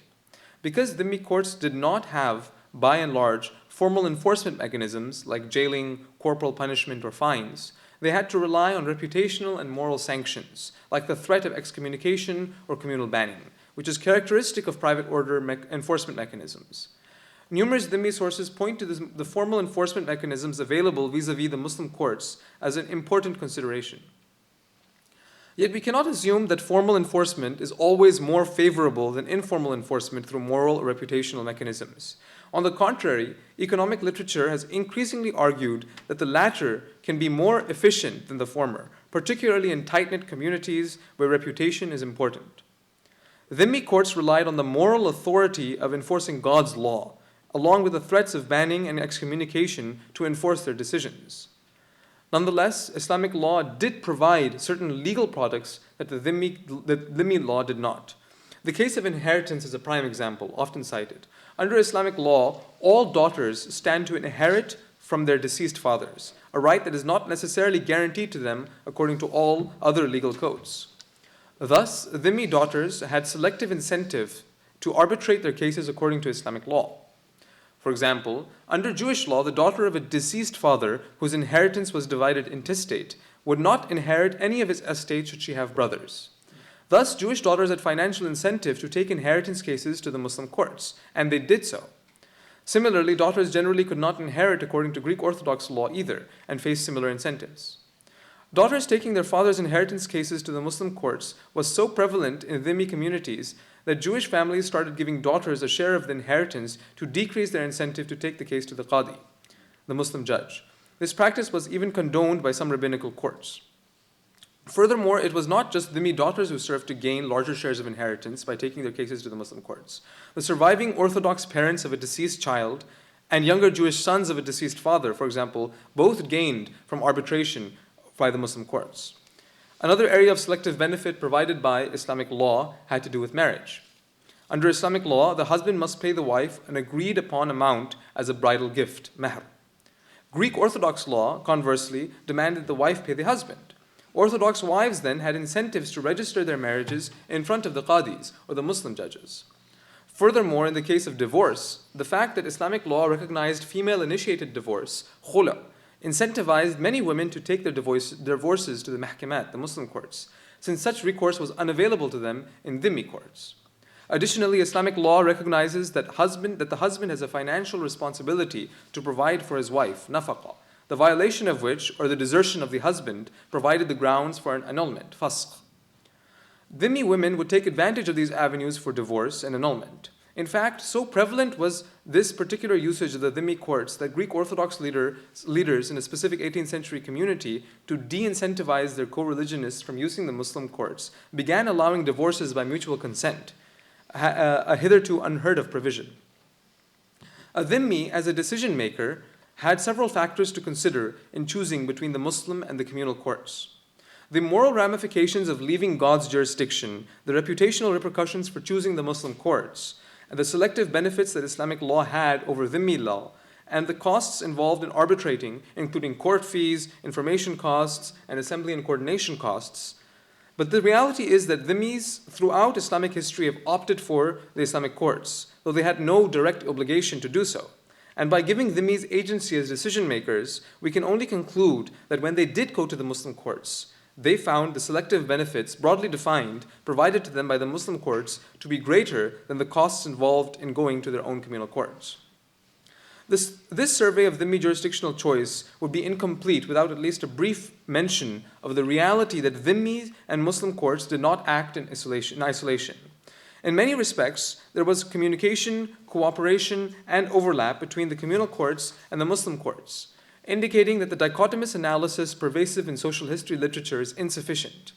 The underexploration of this topic stems from the tendency among social historians to privilege one court or the other in their analysis. As such, in terms of legal practice, Muslim courts had to accommodate dhimmis, just as, though to a lesser extent, dhimmi courts had to accommodate Muslims. We have already seen that there were several legal adaptations in Jewish law because of the interaction between Jewish and Islamic law. Gideon Lipson enumerates several examples of this and highlights two. The Jewish legal adoption of the oath of destitution, yamin al-adm, when a debtor is unable to pay back a loan. And secondly, the estimated dowry, mahr al-mithal, to determine the dowry owed to a woman by surveying her kinswomen. In arguing that Islamic law influenced the actual content of Jewish law, Gibson indicates that Jewish law evolved to accommodate Islamic law, and particularly Jews who were moving between the mahkamat and the beitin. Finding current scholarship about the reverse relationship, however, is difficult. Jessica Margolin, who had studied 19th century Moroccan Jews, argues against a dichotomous approach to Muslim Jewish legal history. The jurisdictional boundaries that were drawn in theory were in reality frequently crossed. For example, she finds that Moroccan Jews would get many different types of legal documents notarized by both Muslim and Jewish notary publics because of the value that the notary would provide in the respective communities. Thus, the Dhimmi versus Muslim court model is too simplistic, for it ignores the reality that these two institutions coexisted and had overlapping clientele. Furthermore, she finds that in Morocco, it was not only Jews using Muslim courts, the reverse happened as well, though to a lesser degree. Margolin argues that Jewish jurists accommodated Muslims and that, in fact, doing so was a way to preserve the reputation of Jews in a Muslim-majority state. Arya Shmulevitz, in his analysis of 15th to 16th century Jews living in the Ottoman Empire, finds that frequently the Muslim courts would work cooperatively with Jewish Beit Din. He identifies three reasons for this. Firstly, Islamic jurists recognize that Dhimmi's oaths should be different than Muslim oaths. For if a Dhimmi took a Muslim oath, it could be meaningless with the recommendation that the rabbinical judge endorse this divorce. As such, the Muslim courts recognize the authority carried by the Jewish courts within the Jewish community. Even if the couple was divorced by Islamic law, without the endorsement of the Jewish court, the Jewish ex-wife might be unable to remarry. We see particularly in the last case that regardless of formal jurisdiction, communal recognition was not so easily won. The Qadi could issue whatever ruling was called for under Islamic law, and he could even enforce that ruling with force if necessary, but that his ruling would be seen as authoritative in the Dhimmi communities was not certain. We see that authority then, or the lack of it, provided an institutional opportunity for Dhimmis to oppose the power of the Muslim courts. While the Qadi might have, the Qadi is the Muslim judge, while the Qadi might have the backing of the Muslim court, the Dhimmi community maintained the power to determine what rulings were authoritative and which were not. For example, they could refuse to acknowledge that a couple was married under Islamic law, labeling their cohabitation as illicit. That the Muslim courts were aware of their own deficit in authority is certain. Whether Islamic law developed to overcome that deficit, and if so, how it accomplished that, is still a question that demands answering. Ultimately, these questions are important also in the modern era. Understanding the relationship between Muslims and non-Muslim law in the context of pre-modern legal pluralism will provide background to the current debates on legal pluralism that has been seen in the United Kingdom, South Africa, the United States, and all across the globe. Though the contexts are different, the implications of this pluralism on the legal theory and the practice of the majority as is relevant today as they were when Dhimmis first entered the Muslim courts, selectively opting into Islamic law and thereby indirectly exposing Islamic law to their own traditions. Thank you very much.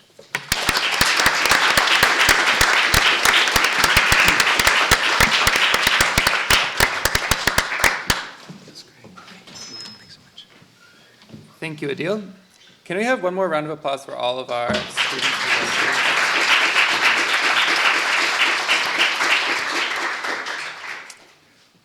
So it's now my distinct pleasure to welcome Thomas A. Lewis, Associate Professor of Religious Studies at Brown University, to the podium.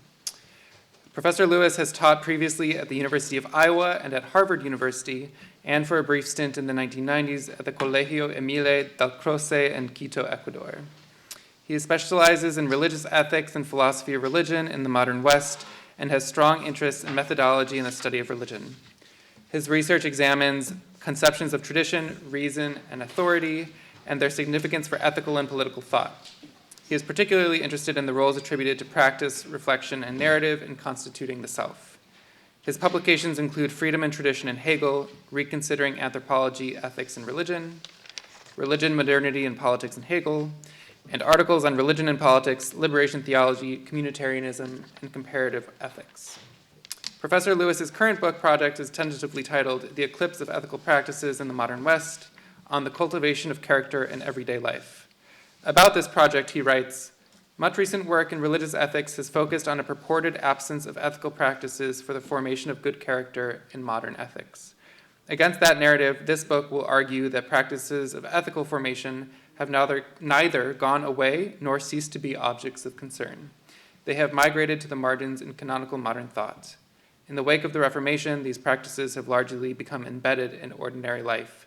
Accordingly, 4 sites have taken on particular significance: home, school, work, and church. So I'm sure you'll all buy that book. I will. Professor Lewis is also a co-founder, together with Nathaniel Berman, Kogut Center, and Nuket Stendahl, of Brown's Religion and Internationalism Project. For the 2015-2016 academic year, Professor Lewis will be Lawrence S. Rockefeller Visiting Faculty Fellow at the Princeton University's Center for Human Values. I will say that notably absent from Professor Lewis's CV is the fact that he read and advised me on my thesis at Brown University, and I know this was the high point of his career, so I can only assume he forgot to include that detail out of a sense of modesty, a quality I have in abundance. So, welcome back to Harvard, Professor Lewis, and thank you so much for being here.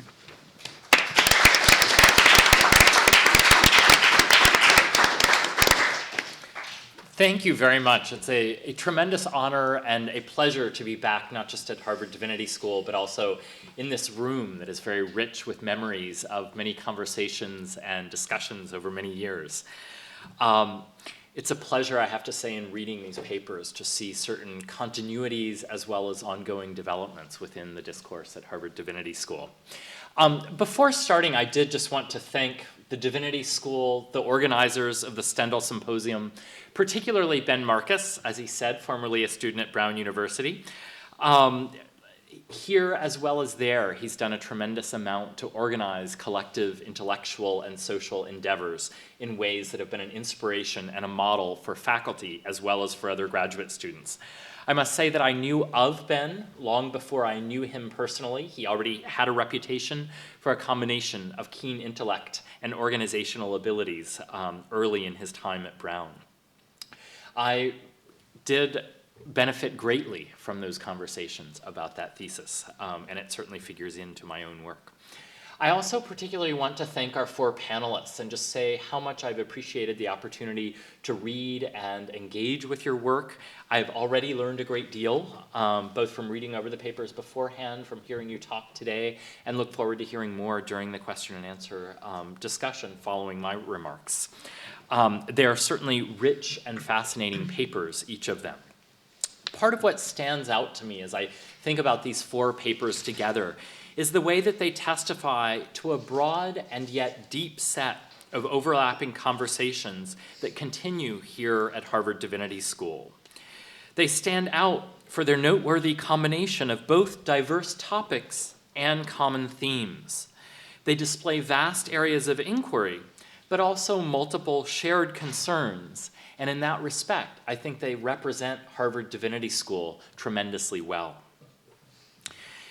Each of the papers direct us to the challenge of conceptualizing religious identity.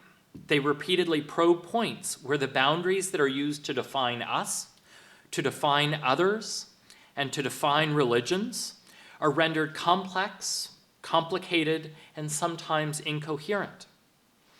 Second, all four of the talks, both implicitly and explicitly, challenge notions of religion as purely private. Again and again, we see religion playing frequently very public roles and as power-laden in ways that we should not overlook. And third, all four of these papers bring out that the stakes of these discussions are more than merely academic. They have profound ethical and political implications. Questions of social justice are never far from the surface.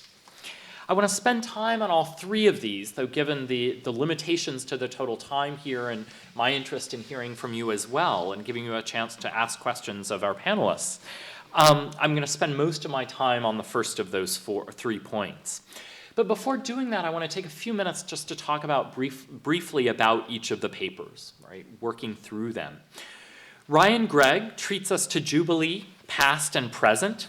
After a remarkable discussion of developments in ancient notions of Jubilee and closely related concepts as well, from the book of Exodus through Leviticus, Jeremiah, intertestamental literature, and the New Testament, the second half of the paper draws on this analysis of the multiple facets of the ancient concept to consider the ways in which it permeates Pope Francis's The Joy of the Gospel.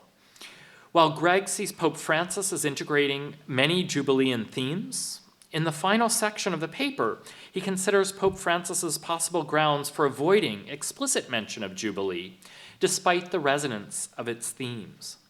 Here, Gregg raises fascinating questions about the significance of ancient ideas in the contemporary world, and about the kinds of language that may be most effective in a religiously plural environment. In Statutes and Stories of Campus Access for Religious Groups, Diane Kim analyzes the recent history of legal battles over religious groups' claims for official recognition on school and university campuses.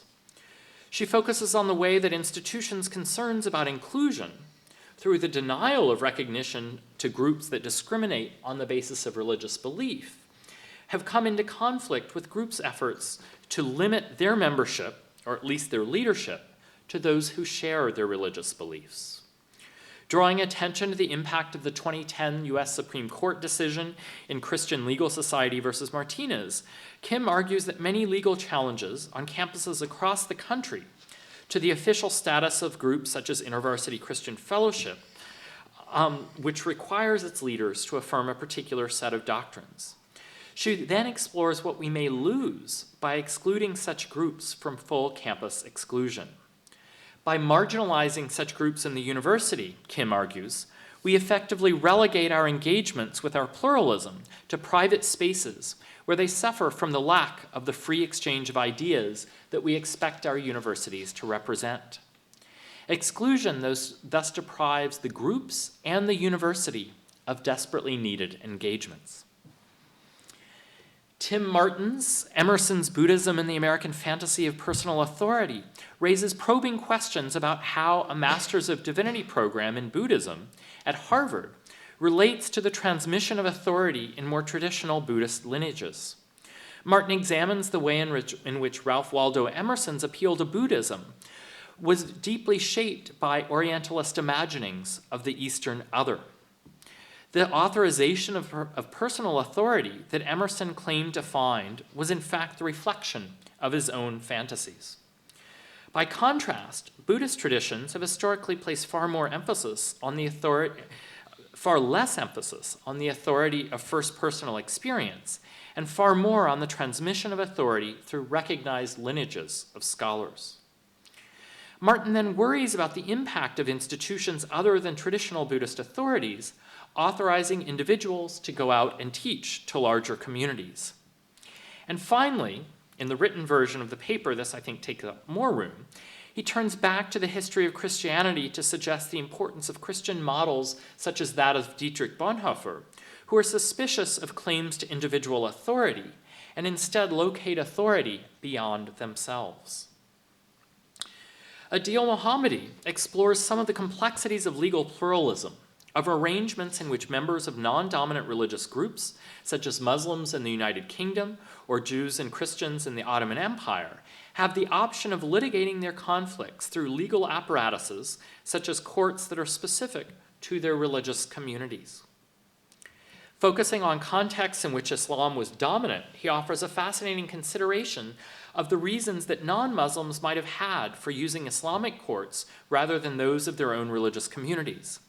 In addition, he begins to examine the way that the existence of the option to appeal to an alternative court heightened the tendency for each tradition's legal practices to be influenced by the other. To take one example, Mohammadi argues that because Islamic law allowed women to initiate divorce proceedings and women were availing themselves of this option, 18th century Greek Orthodox leaders transformed their own legal processes to begin allowing divorces by mutual consent. Even in a context of legal pluralism built upon the recognition of seemingly very discrete communities, movement across the boundaries was essential to the development of each side of the boundary. In this sense, the boundary's permeability is crucial to their history. The papers are clearly very different, I think, particularly as you hear each of them for the first time. And yet, these important common concerns do emerge. I want to focus particularly on the issues identified above, and in particular on the complexities posed to the ways in which we define identity in our work today, and specifically the ways in which we define religious identity in our work today. The more we come to appreciate the very different things that it can mean to be religious, or Buddhist, or Christian, the less work these markers seem to do. My point is not simply about the way that we see more and more people understand themselves in terms of multiple religious belonging. Rather, the point I want to highlight is that the more we appreciate the depths, the divergences, and the differences within one so-called religion or so-called tradition, the less utility we may find in labels such as Jewish or Muslim or Buddhist or Christian. But I want to sharpen the point a bit further.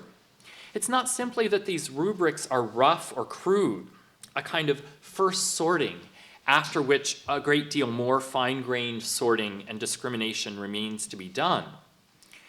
Rather, I've come to worry, and this comes partly out of conversations with Ben Marcus over his senior thesis, I've come to worry more and more about the potential of such labels to actually hinder our understanding. They will undoubtedly be useful in certain contexts. I don't want to question that. But they too often posit notions of distinct religions with relatively stable cores, which are then taken to be able to explain the behavior of particular actors. And while they fabricate this consistency within, they simultaneously construct and reify boundaries with so-called other traditions in ways that conceal the ways that they have developed and become what they are, only in encounters with each other, only through a process in which each has permeated the other. I see all four of these papers engaging this issue in complex ways.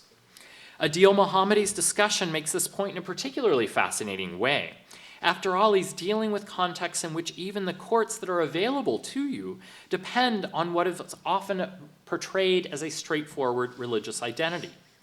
That would seem to be a classic case in which religious identity is quite clear.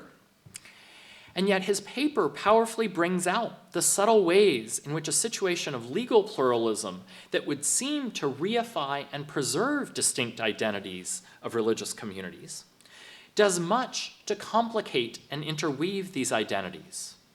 Mohammadi offers examples of Jewish and Christian courts adopting practices around inheritance and marriage, for instance, that emerged from Islamic court practices. And he generates an important research agenda aimed at uncovering the multi-directional nature of the influences and subsequent transformation. If this influence is as significant as Mohammadi gives us reason to believe that it is, then part of the implication is that we cannot adequately tell the history of Islamic law, for instance, as if that were separate from the histories of Jewish and Christian law. But if that's the case, then we may in fact come to suspect that the most adequate histories of legal practice in particular times and places will be ones that do not treat Jewish, Christian, or Islamic law as discrete entities, but rather are centrally engaged in interrogating the co-construction of each of these notions.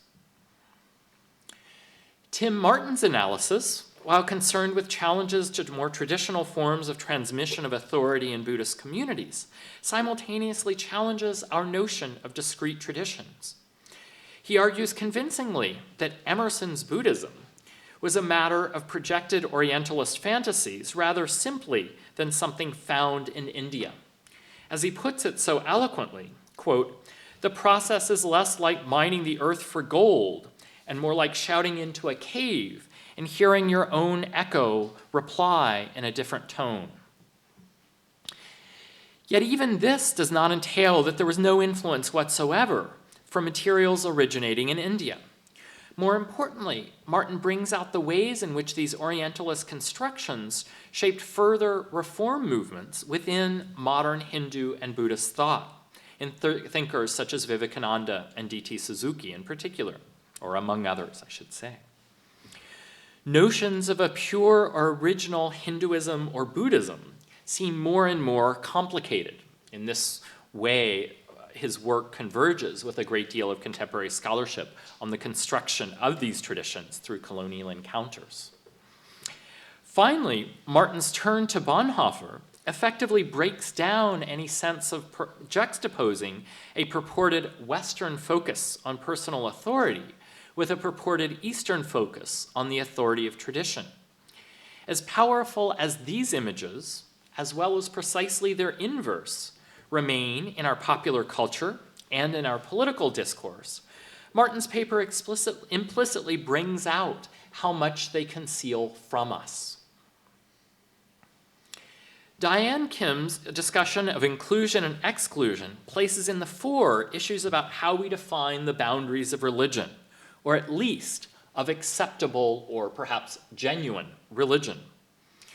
When Florida's Orange County School Board adopted a policy of allowing for the distribution of literature from religious groups, they sought to avoid constitutional hurdles by allowing all religious groups to participate, right?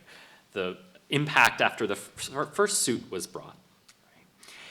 Yet, when the Satanic Temple attempted to distribute the Satanic Children's Big Book of Activities, the school board reversed itself and prohibited the distribution of any, quote, denominational, sectarian, religious, political, or partisan, end quote, materials.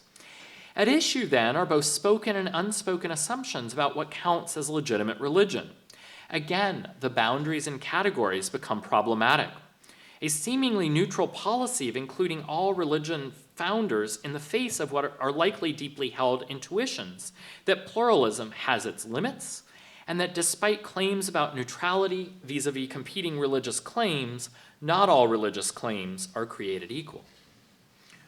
More broadly, we might think that the increasing conflict over the role of religious groups on campuses has something to do with the relative decline of liberal Protestantism, Judaism, and Catholicism, compared to the increasing visibility, if not actual increase, of what are seen as sometimes more conservative and sometimes more evangelical groups. Part of what is at stake in the conflicts may be competing conceptions of what it means to be religious, and specifically whether one can be religious while keeping one's religious views to the private realm. Finally, the point may seem less obviously connected to Ryan Gregg's discussion of Jubilee, but I suspect it's no less relevant here. The final section of the paper draws attention to the way in which Pope Francis's avoidance of the specific term Jubilee positions him to engage constructively in conversations that are not understood to be specifically for and among Catholics. I find much that is powerful in this, and again, I want us to look toward the future implications. For if we imagine the writings of the Catholic pontiff to be engaged in conversation beyond the bounds of those who understand themselves to be Catholic, and if we imagine him to be learning from these conversations, which are themselves ongoing, then we should expect his subsequent statements to be informed, whether implicitly or explicitly, and whether to greater or lesser degrees, by these non-Catholic contributions to the conversation. The result is that, just as we cannot understand the history of legal practice simply in terms of discrete religious traditions, perhaps we cannot take for granted that the history of reflection on Jubilee will be best understood in terms of a Jewish and or Christian story. The boundaries and rubrics will be useful in some contexts, to be sure, but they are better thought of as hypotheses to be interrogated in specific historical contexts than as self-evident categories that frame the investigation in the first place. Having spent this much time on the first of the three common themes I've identified, I'll mention the other two only briefly. As I said at the beginning, another of the currents that seems to me to recur is the challenge to notions of religion, or at least to notions of genuine religion, as fundamentally private. Recent high-profile discussions of the concepts of the secular, secularism, and secularization have highlighted the problems with imagining a public sphere from which religion is absent, or that is simply neutral toward religion. Our efforts to say that religion is actually something private seem to depend upon a particular conception of religion, and thereby to exclude competing understandings of religion, and thus to discriminate against particular forms of religion. In focusing on this point, we've also become much more attentive to the subtle and sometimes not so subtle ways that religion has shaped and continues to shape our most public sites. More importantly, we have become much more sensitive to the challenges and the stakes of articulating coherent positions on these complex matters. All of these papers seem to probe these points in ways that we may want to come back to during our discussion. All of these papers also make clear that the stakes of these discussions of religion concern fundamental ethical and political matters. They remind us well that attending to the well-being of others will have to include attention to religion. We will have competing accounts of the forms that this attention to religion ought to take, but it's clear that we cannot ignore religion if we care about justice.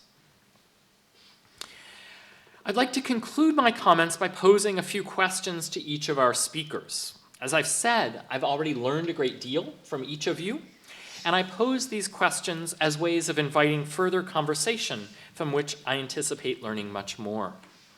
I should also say some of these are rather big questions with which I continue to struggle extensively and with which I hope you will be able to provide help, even if we're not going to settle them today. I want to begin with a specific question for Ryan Gregg. In part 2, you write that whereas practical jubilee gave way to spiritual jubilee in the Bible, for Francis, spiritual jubilee grounds practical justice.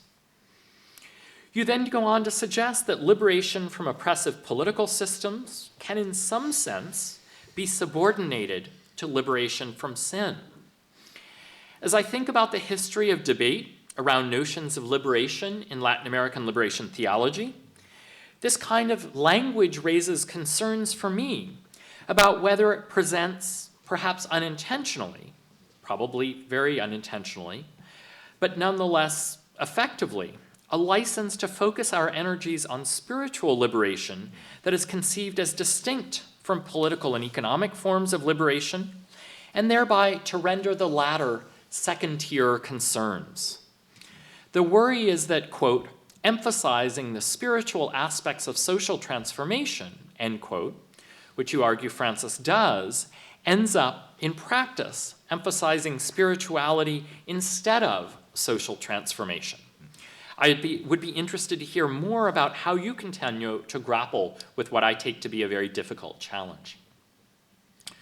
For Diane Kim, I want to ask more about the most difficult and painful cases that challenge us regarding how best to be inclusive. Right? On page 19, you write that, quote, aside from creating safe spaces where students can come to boldly speak and listen, we can encourage healthy and rigorous dialogue by creating policies that carve out exemptions, build relationships, and advocate in and for the community. I want to ask for whatever guidance you might be able to give us on how we do this. Specifically, can it be a safe space when some participants think that their own right to participate in the dialogue is being challenged by the views of some other participants? We may not get up to an easy policy here, and I think one of the virtues of the paper is pointing to the need for attention to specific contexts. But I wonder what else you would want to tell us about how we should weigh competing values, perhaps competing interests, and or competing concerns in these kinds of difficult situations. In relation to Tim Martin's important reflections on the implications for the MDiv track in Buddhism here at Harvard and its relation to authority in Buddhist communities, I want to ask about what counts as normatively Buddhist. Right? In the middle of the paper, for instance, Dzogchen Khyentse Rinpoche seems to function as the standard or authority against which we should measure other more recent claims, or perhaps the authority of a degree from HDS. Now, I don't want to say that we are all equally experts on Buddhism by any means, but I also worry that we may inadvertently engage in a new wave of Orientalism precisely by reifying the authority of the other. How might we negotiate these potential pitfalls, particularly in the very practical context, such as thinking about how to design an MDiv program at a place like this? Adeel Mohammadi's paper raises many fascinating questions. I want to focus here just on this notion of informal legal mechanisms. Right? In that part of what I found so fascinating early in the paper was an emphasis on what I took to be legal pluralism, has a claim that there are multiple public legal mechanisms. These are hierarchically ordered, but none of them seem to be private, right? Whether we're talking about Islamic courts within the context of the United Kingdom or Jewish or Christian courts in the context of the Ottoman Empire. So I'm wondering what's at stake in calling some of these private, and what's at the stake in the difference between talking about public versus private legal mechanisms versus a hierarchically organized plurality of public legal mechanisms. I think these are difficult challenges as we think about how to conceptualize religious pluralism, and I'm very intrigued to hear you say more on this. Finally, I just want to thank all of you again for a tremendously rich set of papers that I think express well collectively many of the kinds of conversations that are going on here at Harvard. So, thank you. Thank you. Thank you.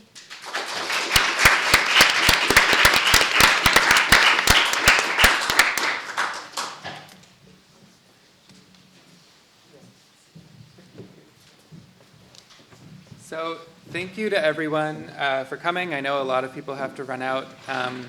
Please feel free to stay for a short Q&A, and I'm sure our presenters and Professor Lewis will be happy to chat with you later afterward if you choose.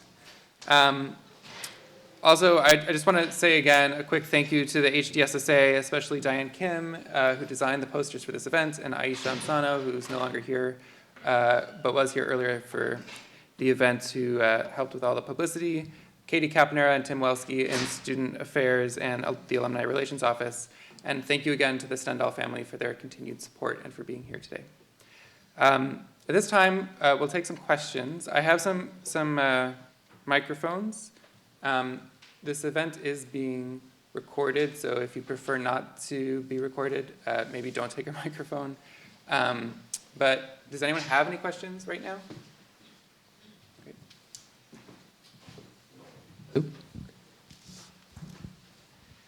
Hello, my name is Fred Meyer, and Dr. Stendahl was my advisor when I was in Divinity School in the 60s, and he married my wife and me, so I'm very grateful to him. This is for Ms. Kim. You mentioned Indiana at the start of your talk, and perhaps I shouldn't ask you since it isn't directly on topic, but I wonder if you'd give us your guidance on how to handle that difficult situation. And let me phrase it as a hypothetical. Suppose a gay couple go to a photographer or a florist and say, we'd like you to do such and such for our wedding. And the service provider is a conservative Christian or an Orthodox Jew or a Muslim, and very politely says, I would love to help you, and we would really like your business. But forgive me, I can't do this because of our religious beliefs. We've compiled a list of 3 nearby competitors who'll be glad to help you, and here's a discount of 50% for future events. We hope you won't write us off and beg you not to take this personally. Should that be illegal? Is that unlawful discrimination? What is your view? Thank you. Thank you for. Can we actually? I'm thinking because we have a limited time. Can we take a couple questions and then answer them all at once? I think that'll be a little bit quicker. Any other questions? Okay. Well, answer that one question. Great. This is, I think, that's the debate right now, and I think that's why the Religious Freedom Act in Indiana is such a controversy, because people say they will use the Religious Freedom Act in order to discriminate like this. But if you actually read the Religious Freedom Act carefully, it's similar to the federal act. Lots of states have already implemented something similar, and no one, whether it's a federal act or the state version of it, has successfully used this Religious Freedom Act to promote discrimination. So that's something that I think needs to have a correct understanding about. People need to have a correct understanding about the law, and this law is actually used to. is actually in place to promote more minority religions, and not in order to not so that we can promote discrimination, say. And I think to answer your hypothetical, I think it goes. I want to point you back to my paper. If I feel like if we say, you're just not allowed to discriminate or have this conversation at all, that's like the Orange County School Board saying, we just can't talk about religion. But what about how Harvard handled the Black Mass? The Black Mass got comparisons to the Klan, to Hitler, and it was very painfully hurtful to many members of the Catholic community, but Harvard allowed it to happen because they felt the need to have this ongoing conversation, and to they disagreed with the view, but they didn't shut it down completely, because that's not how you turn the tide. You have to do the opposite. You don't shut down dialogue. You open the dialogue, and then you have to figure out a way to exist together and hopefully change the tide that way. So that's my answer. Thanks. Any other questions? I was one of Krister Stendahl's first doctoral students. I guess a couple of remarks that we were talking about the personal experience as opposed to the tradition. I immediately thought of in Judaism you have the bat call, or the voice from the blue. Even though you have a voice from the blue, nevertheless you follow the tradition. And regarding the courts, I immediately thought of 1 Corinthians and Paul dealing with the whole problem of going to, he said, why are you going to secular courts when you judge for yourselves? So this problem exists in many other contexts. That's just a couple of remarks, that's all. Thank you. Oh, thanks. Welcome back.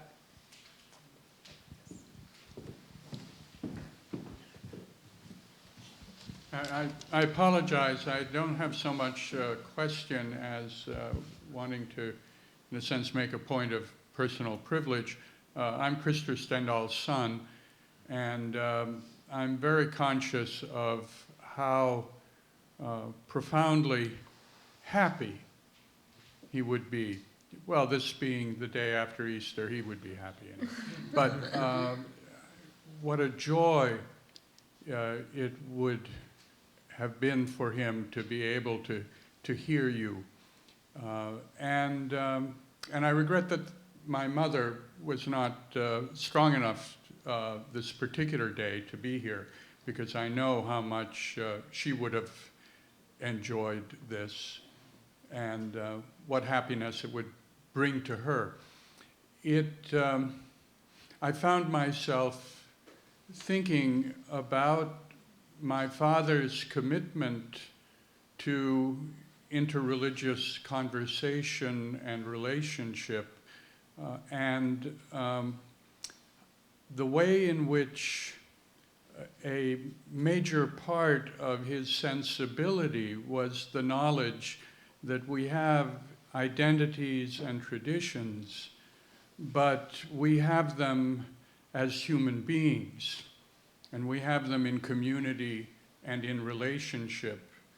A point that was made that, it's to reify our traditions, to speak of Judaism or Christianity, or to put these labels on without seeing the human diversity in its fullness and complexity and interrelationship, as well as in its distinctness, is a terrible mistake.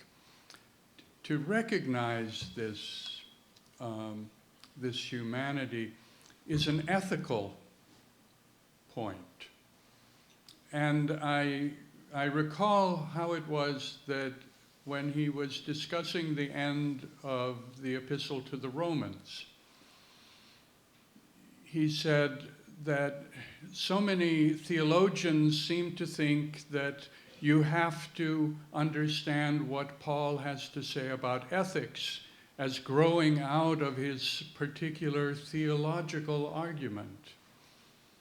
But it would be much more helpful to see that he is faced with ethical issues and he speaks out of an ethic of relationship, an ethic of concern, of respect, of regard. And it is that kind of regard and interest in the other and respect for the other that he knew was so sorely needed. In regard to lineage, in regard to one's own identity and tradition, it is also of such great value when the tradition becomes an other with which one stands, with whom one stands in relationship. That kind of regard that recognizes an ongoing relationship rather than simply a distant authority or a reified principle or notion. And I think as I've listened, the memory of Krister Stendahl and his heritage has come back to me again and again, and it has been indeed a real gladness. And so I'm going to have to rush off, but I just wanted to say that and to say a very deep thank you to you. Thank you. Thanks. So unfortunately, we're out of time, and I want to respect your time and our AV guru's time for being here and helping us. So please feel free to come down and speak to the panelists. I don't know if they have time, but they'll stick around if they can. Thank you again to Professor Lewis for making the trip from Providence and providing us with such a wonderful response, and thank you for being here.